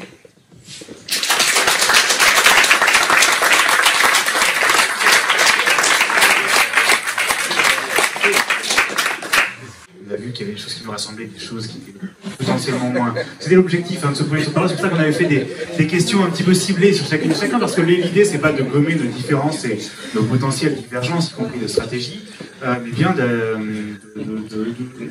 rassembler tout le monde autour de ce qu'on a. Maintenant, alors très rapidement, et après on donnera la parole à la salle, on a une question à vous poser qui est plus pratico-pratique. Maintenant qu'on a parlé des... Il avait déjà souffert. Maintenant qu'on a parlé des particularités des uns et des autres, concrètement, si demain on veut la refondation de la gauche et de l'écologie, alors je vais rebondir juste 2 secondes sur ce que tu disais, Claire, puis Sophie, parce que c'est amusant cette formulation de la gauche et de l'écologie. Nous, la génération, on est convaincus que si on est de gauche, on est écologiste, et si on est écologiste, on doit être de gauche. Donc, qu'il ne devrait pas y avoir ce de gauche et d'écologie. Mais on a une grande passion chez nous, qui est de savoir comment est-ce qu'on le formule. Est-ce qu'il faut dire qu'on est écologiste de gauche? Est-ce qu'il faut dire qu'on est de gauche écologiste? Est-ce qu'il faut dire qu'on est de gauche donc écologiste? Franchement, c'est des débats, vraiment, on y passe des heures. Donc, on a pris cette formulation-là, voilà, parce qu'il fallait bien faire un choix. Mais c'est vraiment une question, enfin, voilà, c'est très important. Donc voilà, alors ma question, pour ce second tour de parole, pratico-pratique, c'est quelle est la première étape? Par quoi on commence? Quel est le socle commun? Quel est le plus petit des dénominateurs communs? Je ne sais pas. Quelle est la première étape pour cette refondation de la gauche et de l'écologie? Et on commence par Sandrine. Pas de bol, c'était la place. Bon, vous ne m'y reprendrez pas 2 fois, la prochaine fois je me Moi j'ai l'impression qu'on a quand même 3 problèmes et qu'on n'en a pas trop parlé, enfin qu'on l'a dit un peu mais pas complètement, donc on va les poser au milieu de la table, hein, vous me connaissez maintenant, donc voilà, je le mets là. On a quand même un problème de structure partidaire, clairement. Et aujourd'hui, c'est un obstacle. Clémentine l'a dit, Elsa l'a aussi un peu dit, mais c'est un obstacle parce qu'aujourd'hui, c'est plus des machines à distribuer des places que des structures.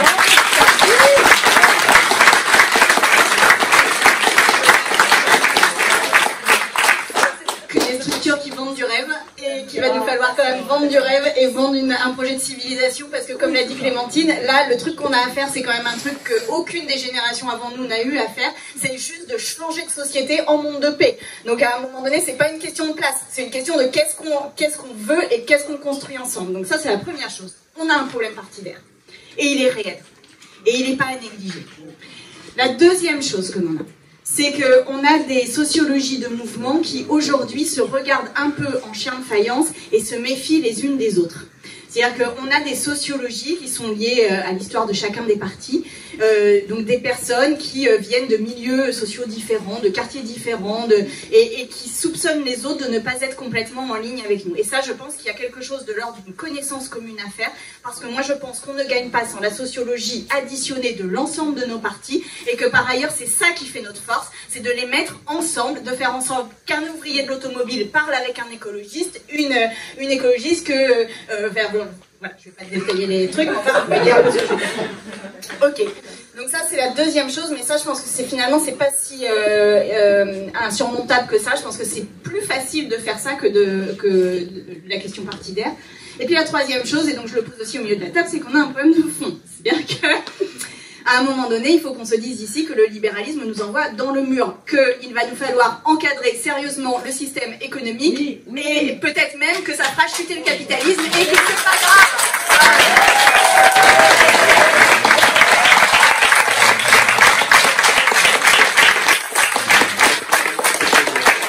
Et que si on est d'accord là-dessus, alors tout le reste, je vais vous dire, c'est de la littérature.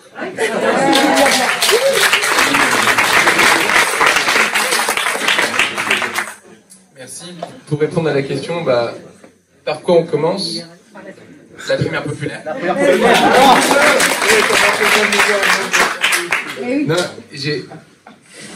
moi j'ai 2 nœuds, en plus de ceux qui sont de Sandrine que je partage, qu'il faut dénouer pour moi en priorité. On est dans l'unité, dans la diversité, donc on se respecte dans un commun avec des désaccords qu'on peut commencer à exprimer.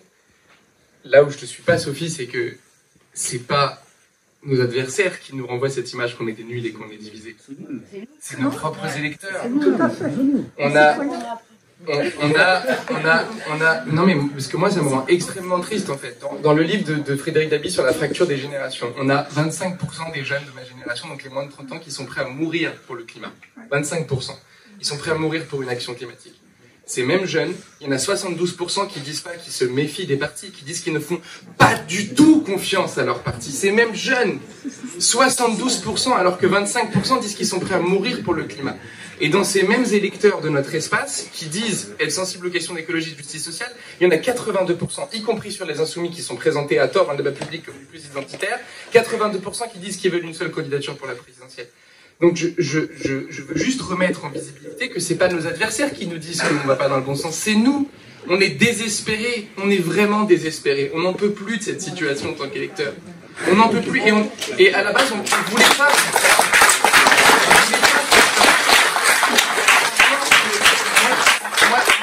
Moi, ce qui me rend triste, et c'est pas pour pointer encore une fois des responsables, c'est que les 150 000 personnes qui rejoignent la prime populaire, les 4 000 bénévoles formés, les 18 qui sont salariés, quand on a quitté nos tafs respectifs, quand j'ai quitté Coexister l'éducation populaire pour me lancer dans la primaire, j'arrête de faire un travail qui est utile à la société pour m'occuper d'un truc qui n'était pas mon job, et qui n'est pas ma passion, et que j'ai pas envie de faire trop longtemps, parce que c'est pas là où je me reconnais. Et pourquoi est-ce qu'on est obligé de le faire? Parce qu'en fait, on est désespéré de voir qu'on a le potentiel d'aller au bout, et qu'on va pas au bout. Le deuxième nœud, pour moi, qui est fondamental, c'est que oui, on a des divergences majeures. Je dis pas le contraire. Je sais que c'est encore un autre point de divergence, cette fois-ci plutôt clair. On a des divergences qui sont énormes sur le nucléaire, sur la laïcité, sur l'Europe, sur... D'accord. On les connaît par cœur, on peut pas les nier. Mais si vraiment on avait envie de les résoudre, dans ce cas, on fait que ça. On s'enferme dans une pièce, on invite les états-majors des partis et on résout ce débat. Aujourd'hui, sincèrement, c'est là où je pense que le problème partidaire, je ne vais pas pointer des individus, je préfère dire c'est des appareils, comme ça c'est systémique et ça évite de trop clasher les gens. Mais si vraiment on a envie de les résoudre, on ne fait que ça. On part en séminaire dans le Gers, on passe 3 semaines tous ensemble et on résout ces problèmes de fond. Parce que quand je parlais d'hégémonie, c'est pas... Bien sûr qu'il faut une hégémonie de notre espace sur le reste de la société, il faut une hégémonie des justices sur le libéralisme et l'identitarisme. Ça, bien sûr qu'il faut cette hégémonie, j'en suis convaincu. Quand je dis qu'il ne faut pas d'hégémonie, c'est que nos traditions féministes, antiracistes, ouvrières, communistes, insoumises, écologistes, socialistes, il n'y en a aucune d'entre elles qui doit être hégémonique sur les autres. C'est ça quand je dis qu'il ne faut pas d'hégémonie. Et on est tous d'accord sur le fait qu'on a besoin d'avoir toutes ces tendances représentées. Et donc, bien sûr qu'on doit... donc ça, on est d'accord. Mais donc, cette hégémonie, pour la faire passer dans la société tout entière, il faut qu'on priorise sur le fait qu'on débat. Et là, en plus, je sais qu'on est d'accord là-dessus. Et si vraiment on a envie de les résoudre, on y met de l'énergie. Or, aujourd'hui, on n'y met pas du tout d'énergie. L'essentiel de l'énergie, les prêts bancaires enfin, le temps qu'il a dû falloir pour l'équipe de Yannick Jadot de contracter cet emprunt de 6,4 millions qui vient de tomber la semaine dernière et du QG qui a été trouvé. C'est génial, il y a une campagne qui est en train de se lancer. Mais tout ce temps qui a été fait pour créer cette ligne de parti, qui est peut-être une des lignes de rassemblement possible, c'est du temps en moins pour résoudre les clivages sur lesquels on est d'accord qu'ils existent. Donc pour moi, les deux nœuds, c'est se consacrer toutes nos forces, toute notre énergie, toute notre âme à résoudre les choses qu'on a besoin de résoudre pour porter un projet de société commun, et surtout accepter que le désespoir, c'est pas quelque chose que construisent nos adversaires. C'est nous qui nous apprêtons à ne pas voter massivement, parce qu'en fait, on ne s'y retrouve pas dans cette synthèse, et que dans l'urgence face au changement climatique et face au fascisme qui vient, on est tous prêts et prêtes à avoir un truc qui nous fait chier dans le programme, mais à se dire, même si ça me fait chier, je vais quand même le prendre parce que c'est le seul rempart face au fascisme et face au libéralisme.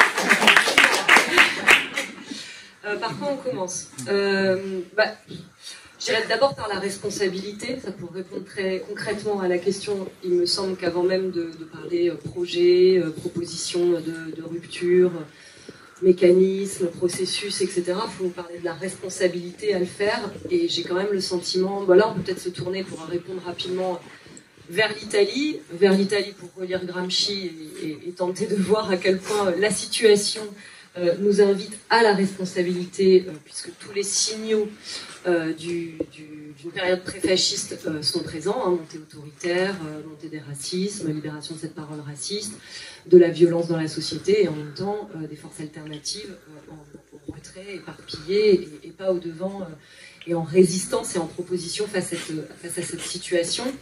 J'ai envie de dire que, je vais le dire comme ça, mais l'avantage des périodes pré-fascistes, c'est qu'on n'est pas encore dans le fascisme. C'est que donc il faut se réveiller, quoi.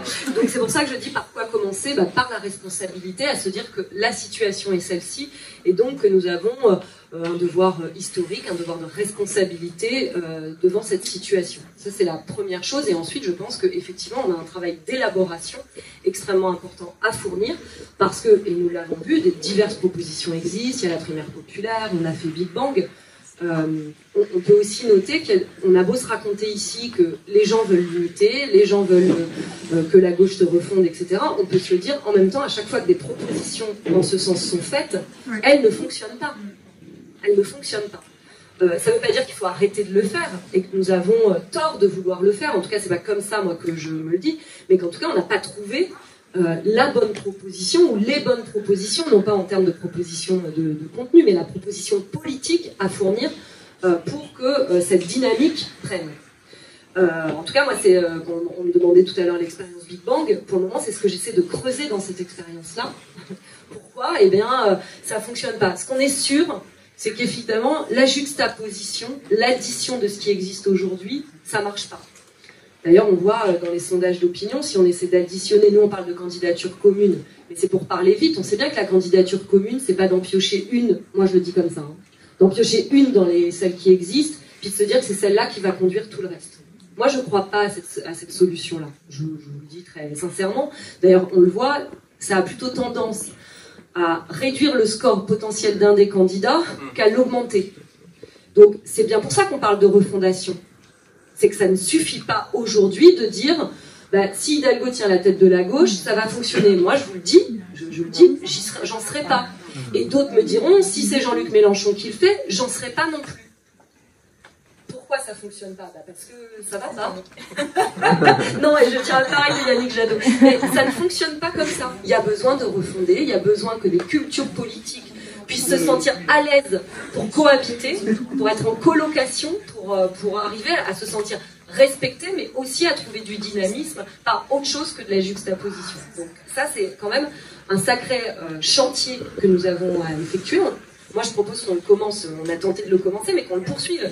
Non pas qu'on lui donne une date d'arrêt, une date de début, etc., qu'on continue ce chantier-là. Et la dernière chose, pour créer de la dynamique, c'est que la gauche, pour qu'elle gagne, d'abord, elle ne peut pas gagner qu'aux élections. Il faut qu'elle gagne aux élections. Je propose qu'on ne se limite pas aux batailles, au mouvement social, aux luttes, etc. Je pense que tout ça est extrêmement important, mais que la gauche, elle ne peut pas gagner par effraction. Elle doit être, pour réellement modifier la vie des gens, réellement changer la vie des gens, être adossée à un mouvement populaire. Encore faut-il qu'il existe et que la proposition politique de gauche, de la gauche et de l'écologie soit d'abord tournée vers les classes populaires. Et que ça, c'est quand même un boulot que nous avons peut-être un peu trop délaissé. Ça se voit d'ailleurs aussi dans la sociologie aujourd'hui de nos organisations politiques, dans la sociologie de celles et ceux qui ont le mandat de représenter ces classes populaires. On voit bien qu'elles en sont très éloignées, et je le dis pour nous, globalement. Et donc, ça consiste aussi à repenser le militantisme, la bataille politique, et ce qu'elle peut et doit être, c'est-à-dire évidemment pas simplement c'est déjà beaucoup de faire des manifs, d'être élu, d'être en responsabilité, mais d'être complètement tourné vers un militantisme qui permet de faire vivre des expériences politiques très concrètement aux gens et qu'ils s'en saisissent eux-mêmes.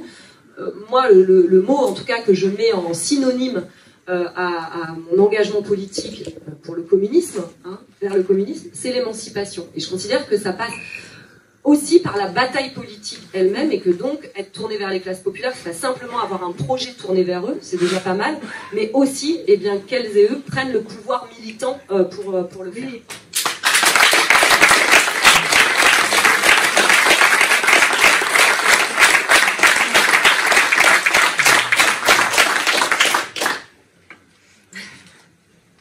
Je crois que pour le coup, ce que tu viens de décrire, Elsa, ça rejoint d'ailleurs le propos de Samuel.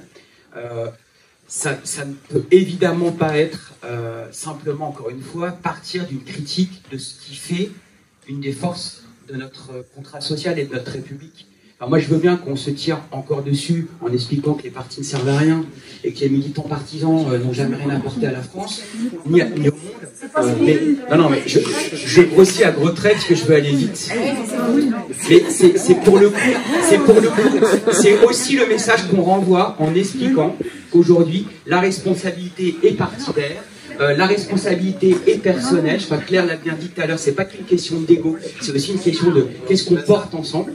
Et moi, je voudrais quand même revenir sur ce que vous avez toutes et tous dit, c'est qu'en fait, ce qui fait notre force, c'est notre citoyenneté, c'est le fait qu'on appartienne à un collectif et que ce rôle-là, on peut le jouer comme acteur partisan, comme acteur associatif, comme acteur syndicaliste, comme acteur mutualiste. Enfin, honnêtement, comme il n'y a pas pour moi des citoyens de premier ou de second rang. Il n'y a pas des citoyens qui auraient le pouvoir de décider, en l'occurrence ceux qui sont engagés dans les partis, qui décideraient pour tous les autres.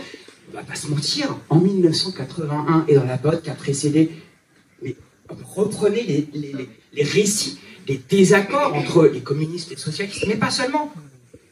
Reprenez les récits de la convergence politique. entre, pas seulement des personnes, entre Mitterrand, Marché et d'autres, c'est aussi des combats qui étaient issus des mouvements sociaux qui sont venus à un moment donné imposer à la gauche de se rassembler. Quelques années avant, ils étaient absolument divisés. 77, 60, enfin, toutes les échéances précédentes, et je ne vous parle même pas des présidentielles. Donc, une victoire aux présidentielles, en plus, elle peut se jouer dans des conditions inattendues. Alors aujourd'hui, on nous présente un schéma définitif, comme à chaque fois. Mais nous, notre responsabilité, en tant que citoyens, quelle que soit notre appartenance ou pas, notre affirmation identitaire ou pas, au sens de notre vécu, de ce dans quoi on s'inscrit, on a une responsabilité pour dire, moi, à ma place, je joue mon rôle. Et donc, la première des questions qu'on doit aborder, la première étape, c'est celle de la responsabilité qu'on veut incarner ensemble. Concrètement, ça veut dire quoi? Aujourd'hui, nos concitoyens nous disent, je me sens en danger. Je ne me sens pas protégé. Je me sens insécurisé. Donc, quelle sécurité sociale, professionnelle, quelle sécurité publique, quelle sécurité internationale? Qu'est-ce qu'on est capable de porter par rapport à ces exigences-là? Comment est-ce qu'on crée des conditions de protection, notamment en relocalisant? Alors, ce n'est pas quelque chose qui est simplement porté par les écolos. Toute la gauche a porté toujours l'idée de préserver les productions, de préserver l'emploi à proximité. Mais qu'est-ce qu'on a fait en fait? À quel moment on a analysé, on a fait une analyse critique de notre exercice des responsabilités communistes, socialistes, mais aussi écolos? Je veux dire, quand des dirigeants écolos dirigent des grandes métropoles européennes, et notamment dans ce pays, quand les dirigeants écologistes dirigent des coalitions gouvernementales dans plusieurs pays, notamment récemment en Autriche, honnêtement, vous pensez qu'ils ne sont pas confrontés à ces réalités-là? Bien sûr que si. Donc nous, on a une responsabilité pour construire une perspective. L'étape, c'est quoi? C'est la coalition. C'est qu'on soit capable de dépasser ces foutus, pour rester poli, logiques de la Ve République. On ne peut pas dissocier l'élection présidentielle du contrat de coalition qu'on veut nouer au moment des élections législatives. Et une fois qu'on a posé cette question, de l'exercice du pouvoir qu'on veut mener avec l'ensemble des citoyens et des composantes de la société. Mais moi, je vous le dis, en tant que socialiste, en tant que dirigeant socialiste, en tant que secrétaire national du Parti socialiste, on a une responsabilité là-dessus. Donc, mettons-nous autour de la table. Et d'ailleurs, je vais vous dire quoi? On le fait déjà. On se parle depuis des années. Et on a été capable de porter pas seulement des motions de censure, pas seulement des campagnes communes. Je le disais tout à l'heure, ADP, les retraites, mais d'être capable de se dire, tiens, qu'est-ce qu'on fait pour protéger les citoyens qui sont exploités par les plateformes? On a formulé des propositions de loi au Sénat, à l'Assemblée ensemble. Au Parlement européen, il y a des convergences politiques, il y a ce qu'on appelle des caucus, qui proposent des alternatives à la politique libérale de la Commission. Enfin, à un moment donné, il faut qu'on se dise ce qu'on fait, parce que ça, pour le coup, c'est là-dessus que je vais terminer. On a une responsabilité, encore une fois, pour promouvoir ce qu'on fait et associer plus les citoyens. Mais honnêtement, les partis politiques, excuse-moi, moi je suis adhérent socialiste depuis 27 ans. J'ai l'air jeune comme ça. Franchement,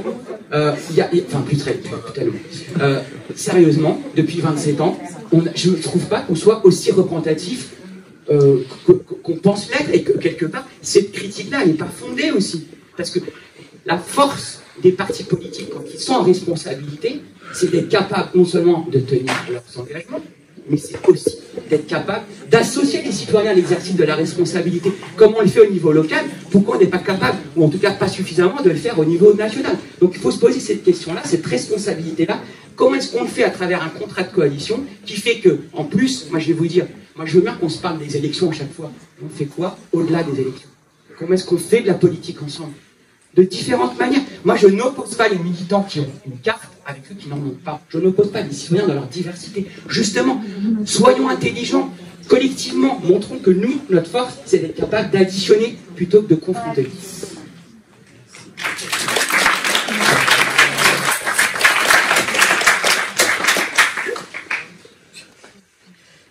Alors, à la question...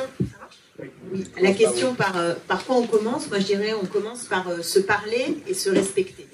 Ça a l'air assez simple, mais je vous jure qu'à l'usage, je pense que si on avait cet esprit de responsabilité, comme a dit Elsa, en tête, et donc cette capacité à abaisser les murs et à créer des passerelles là où, je suis désolée, mais il y a vraiment beaucoup d'efforts qui est mis pour sans arrêt créer des espèces de frontières, de nouveaux débats sur des choses qui seraient insurmontables, qui nous diviseraient. Donc si on change le point de vue et qu'on décide qu'on n'est pas entre ennemis, mais qu'on est dans le paysage politique tel qu'il est en train de se dessiner, avec la Macronie qui tape dur depuis 4 ans, qui est à la fois effrayante. Moi, je suis parlementaire, député à l'Assemblée, on les voit bien, hein, mais en marchant, on voit bien dans le menu détail ce qu'ils fabriquent depuis 4 ans. Je vous assure que c'est d'une violence inouïe.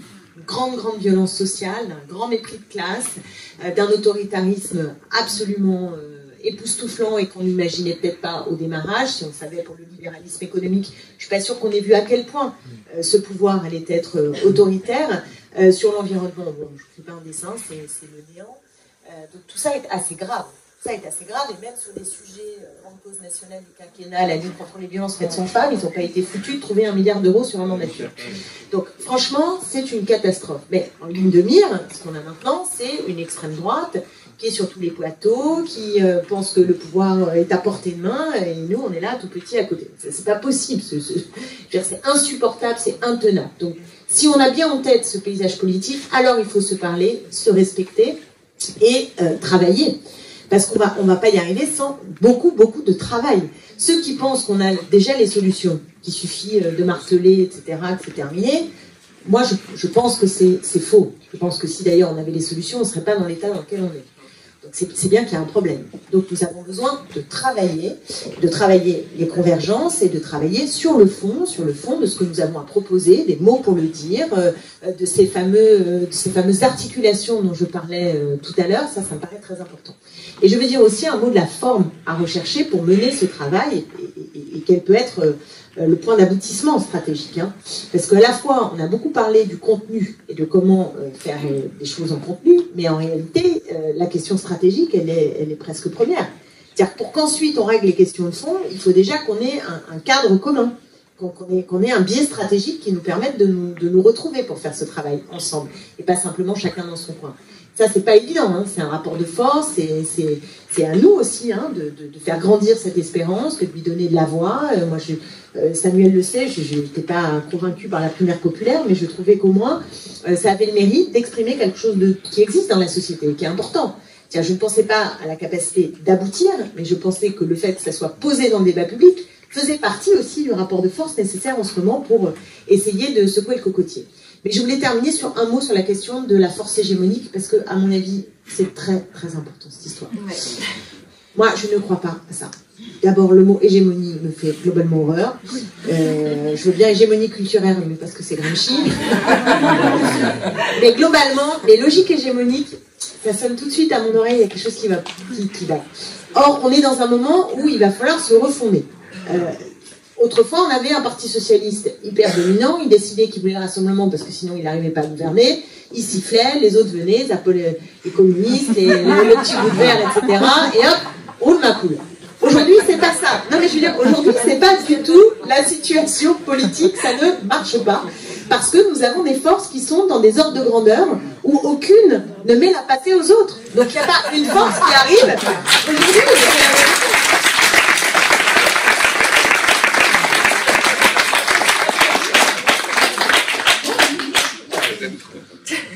non mais c'est la vérité. Donc, comme ça ne va pas se faire comme ça, il va falloir qu'on arrive à trouver un lieu commun, un endroit où tout le monde va pouvoir respecter les autres et où personne va vouloir absolument dominer, mettre au pas son voisin. Ça n'est pas possible, ça ne marchera pas.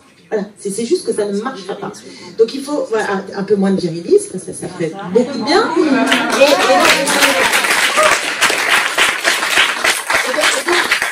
À part une logique de cartel, alors c'est pas simplement, moi ce que j'ai en tête, c'est pas simplement le cartel des organisations, même si c'est un préalable.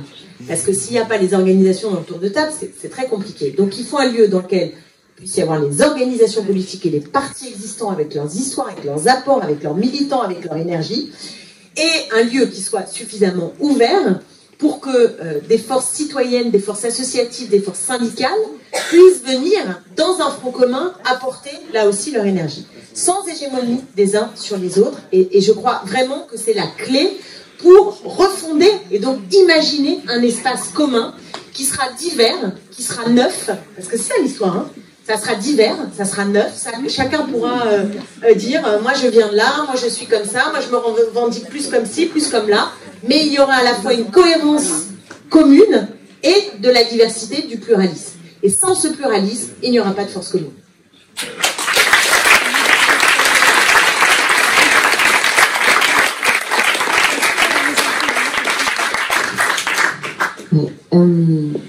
La philosophe Hannah Arendt, elle définissait l'action politique comme une création. Et je pense qu'il y a de l'ordre de ça. On n'est pas du tout dans une situation où en fait il va falloir faire une table rase et puis inventer quelque chose d'entièrement neuf. Il va falloir créer du nouveau à partir d'histoires collectives et assez complexes. Et en fait, personne ici ne dit c'est strictement à cause du jeu des appareils et des égos et des égoïsmes. Et il n'y a personne qui dit non plus que tout ça n'a aucune responsabilité dans la situation qu'on a aujourd'hui.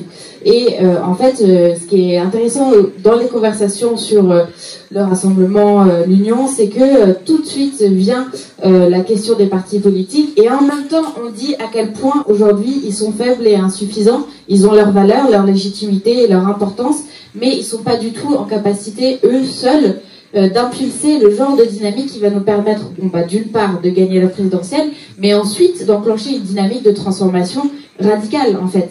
Parce que je pense que c'est pour cette raison qu'il faut que vraiment intégrer le fait que ces questions-là ont une complexité et pas les balayer d'un revers de la main en disant qu'avec juste un processus et puis des mesures, on va y arriver autour d'une candidature commune.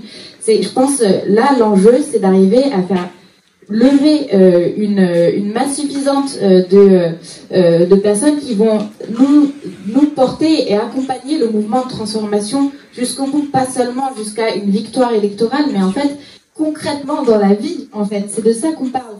Et en fait, il y a un travail énorme, parce que je suis d'accord que il faut poser très clairement que le projet politique comporte cette écologie sociale, la gauche et l'écologie, on ne sait pas encore comment l'appeler, mais il faut être très clair sur le fait que c'est en rupture avec le libéralisme et le capitalisme.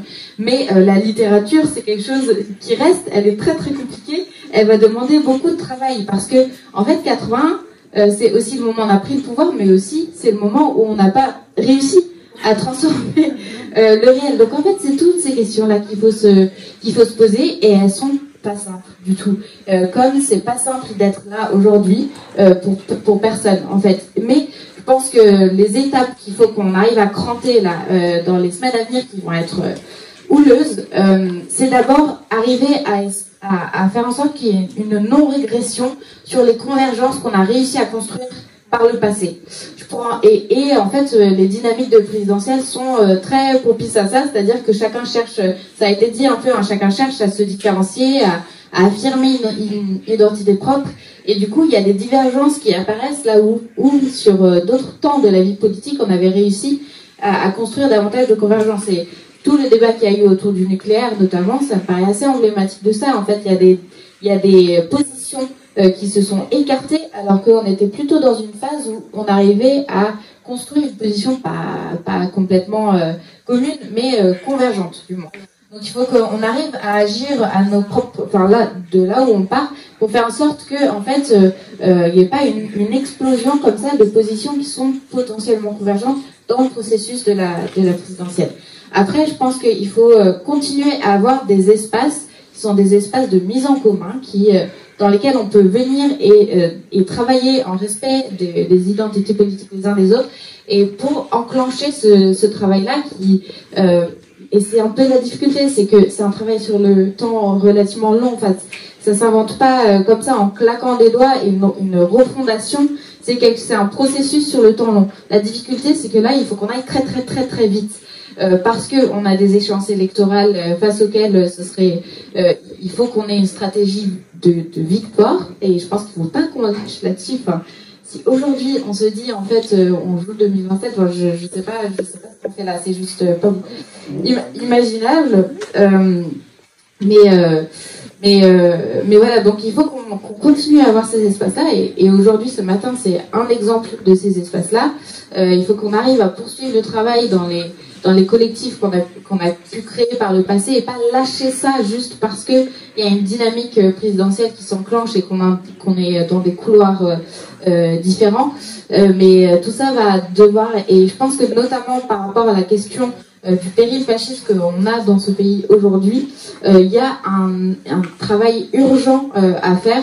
Et là, en fait, j'espère qu'à minima, sur cet élément-là, on peut arriver à créer une force commune pour travailler ces questions-là et faire résistance ensemble, parce que voilà, on est dans un moment où c'est le mot résistance qui devient légitime pour désigner l'action politique qu'on doit mener. Donc, je vais m'arrêter là et vous remercier encore une fois d'avoir créé un de ces espaces d'échange qui me paraît important à renouveler.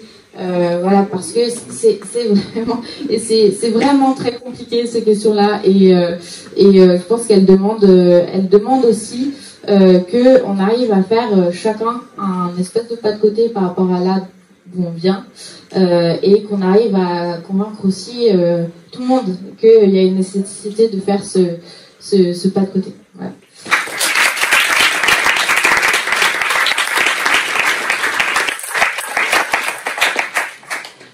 Alors, deux choses principales. La première chose, quand je disais que je ne nie pas la responsabilité qu'on a individuellement et collectivement dans la période. Évidemment, elle est grande.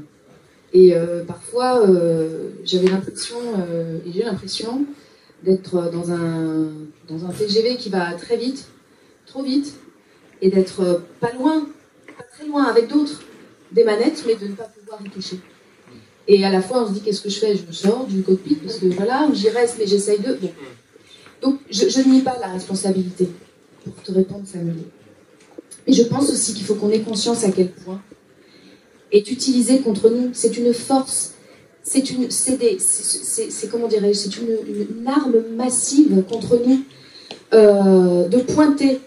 Et, d'ailleurs, pourquoi il y a des scuds qui partent sur le nucléaire? Pourquoi il y a des scuds qui partent sur la République et la laïcité? C'est aussi pour nous diviser. Pourquoi le libéralisme, il attaque les collectifs de travail? Pourquoi il défonce les syndicats? Parce que la stratégie du libéralisme, pour asseoir sa domination, c'est aussi de diviser notre camp. Donc oui, nous sommes responsables, bien entendu, chacune et chacun, et chaque citoyen aussi. Mais il faut aussi se rendre compte que ce que nous vivons, c'est aussi des armes déployées contre nous. Alors, comment faire pour éviter qu'elles n'arrivent à leur fin? Qu'elles n'arrivent à leur fin. Dans la situation où nous sommes, évidemment, il y a la question, ça a été dit, de l'hégémonie culturelle. Nous avons perdu tant et tant de terrain. Et quand moi je parlais d'une force hégémonique, je parlais d'une force hégémonique dans la société. C'est-à-dire, mais pas certainement pas d'un projet où il y a un chef qui décide de tout. Et d'ailleurs, autre arme massive du libéralisme pour nous défoncer la gueule, ce sont les institutions. Pourquoi c'est tellement difficile de faire l'union aussi? Parce qu'on a des modes d'élection, et évidemment, en plus haut lieu, le président de la République, parce que c'est le président, la façon dont c'est conçu. Pourquoi est-ce qu'on a des modes de financement de la vie politique qui poussent à la désunion? Pourquoi est-ce qu'on a des tas de choses qui sont organisées aussi pour ça? Parce que ce système libéral, il sait très bien que la caractéristique de la gauche aussi, et des gauches et de l'écologie, c'est le débat, c'est des sensibilités diverses, etc. Donc, à un moment donné, il faut aussi qu'on ait conscience, pour moi, de dire, attention, n'intériorisons pas non plus ce que sont les armes de nos adversaires qu'ils utilisent contre nous. Ça ne veut pas dire qu'il faut s'exonérer de nos responsabilités individuelles et collectives, bien entendu, mais ça veut dire aussi qu'il faut qu'on prenne la mesure que face à nous, ça fait partie des armes qu'ils utilisent et qu'il ne faut pas qu'on se laisse piéger. C'est ça que je veux dire. Et tout ça, ça a toujours été dans une perspective historique de temps long. Deuxième chose que je voudrais dire. Je pense qu'effectivement, alors, refondation de la gauche et de l'écologie avant ou après 2022, quelque part poser la question comme ça, c'est quasiment se dire, bon, bah, si on peut le faire après 2022, c'est qu'on peut le faire. Non. On a effectivement un problème d'urgence. C'est évident. Et tout le monde le sait. On a cherché les voies et moyens les uns les autres pour trouver des solutions. Moi, je dis plusieurs temps de fois à Samuel, il ne me dira pas le contraire, la primaire populaire peut être une solution. Et c'est la raison pour laquelle Génération y a travaillé toujours et a essayé de faire en sorte de garder compatible la primaire écolo, la primaire populaire. D'ailleurs, dans les faits, c'est toujours le cas. Il faut, voilà. Moi, j'espère, comme beaucoup, que les choses vont quand même se décanter. Il nous reste encore quelques semaines. C'est plus trop des mois, c'est quelques semaines. Je ne crois pas non plus à un truc qui aille, c'est ce que disait Elsa, qui soit uniquement une coalition, on se met d'accord sur 4 mesures et on se répartit les trucs. Pardon, je pense pas. Je pense qu'avec ça, on s'éloigne beaucoup de temps de citoyens et de citoyennes. Donc attention aussi à une forme d'union facile, entre guillemets, et factice, qui ne convaincra pas les gens.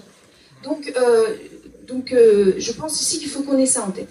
Pour demain, quand je parlais de force hégémonique, et c'est marrant parce que ça a fait le débat, mais nous, on appelle ça à Génération, c'est notre envie de maison commune. C'est-à-dire, dans une maison, on a quand même le respect pour les uns et les autres. Si chacun a sa chambre, c'est pas mal.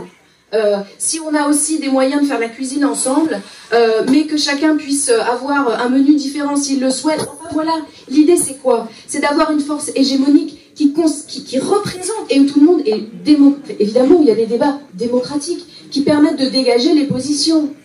C'est le Parti Socialiste, quelque part, avait comme objet de faire ça, de structurer toute la gauche non communiste dans une forme partisane. C'était un parti, mais aujourd'hui les choses ont évolué, il faut bouger évidemment.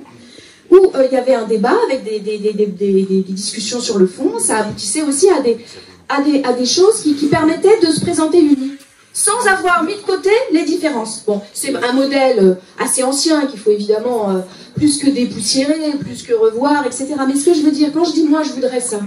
Je voudrais qu'on puisse, dans un lien proche avec la société civile, débattre de nos différences, arriver à un endroit, arriver à comment dirais-je, un accord politique, mais qui soit pas un truc de coalition de bas étage, mais qui soit vraiment une vision du monde, et qu'après on aille tous ensemble. Et ça, c'est hégémonique dans la société, pour reprendre effectivement le fait que ce que nous proposons, de fait, au vu de la situation du plus grand nombre, ça devrait être majoritaire. Ça peut être majoritaire, ça doit être majoritaire. Donc c'est ça que j'appelle de mes voeux. Une maison commune, pour reprendre des termes qui sont chers à certains et certaines d'ici, un lieu où chacun se sente bien, un lieu où chacun puisse être représenté, débattre sereinement pour construire la force collective et les propositions unitaires dont on a besoin.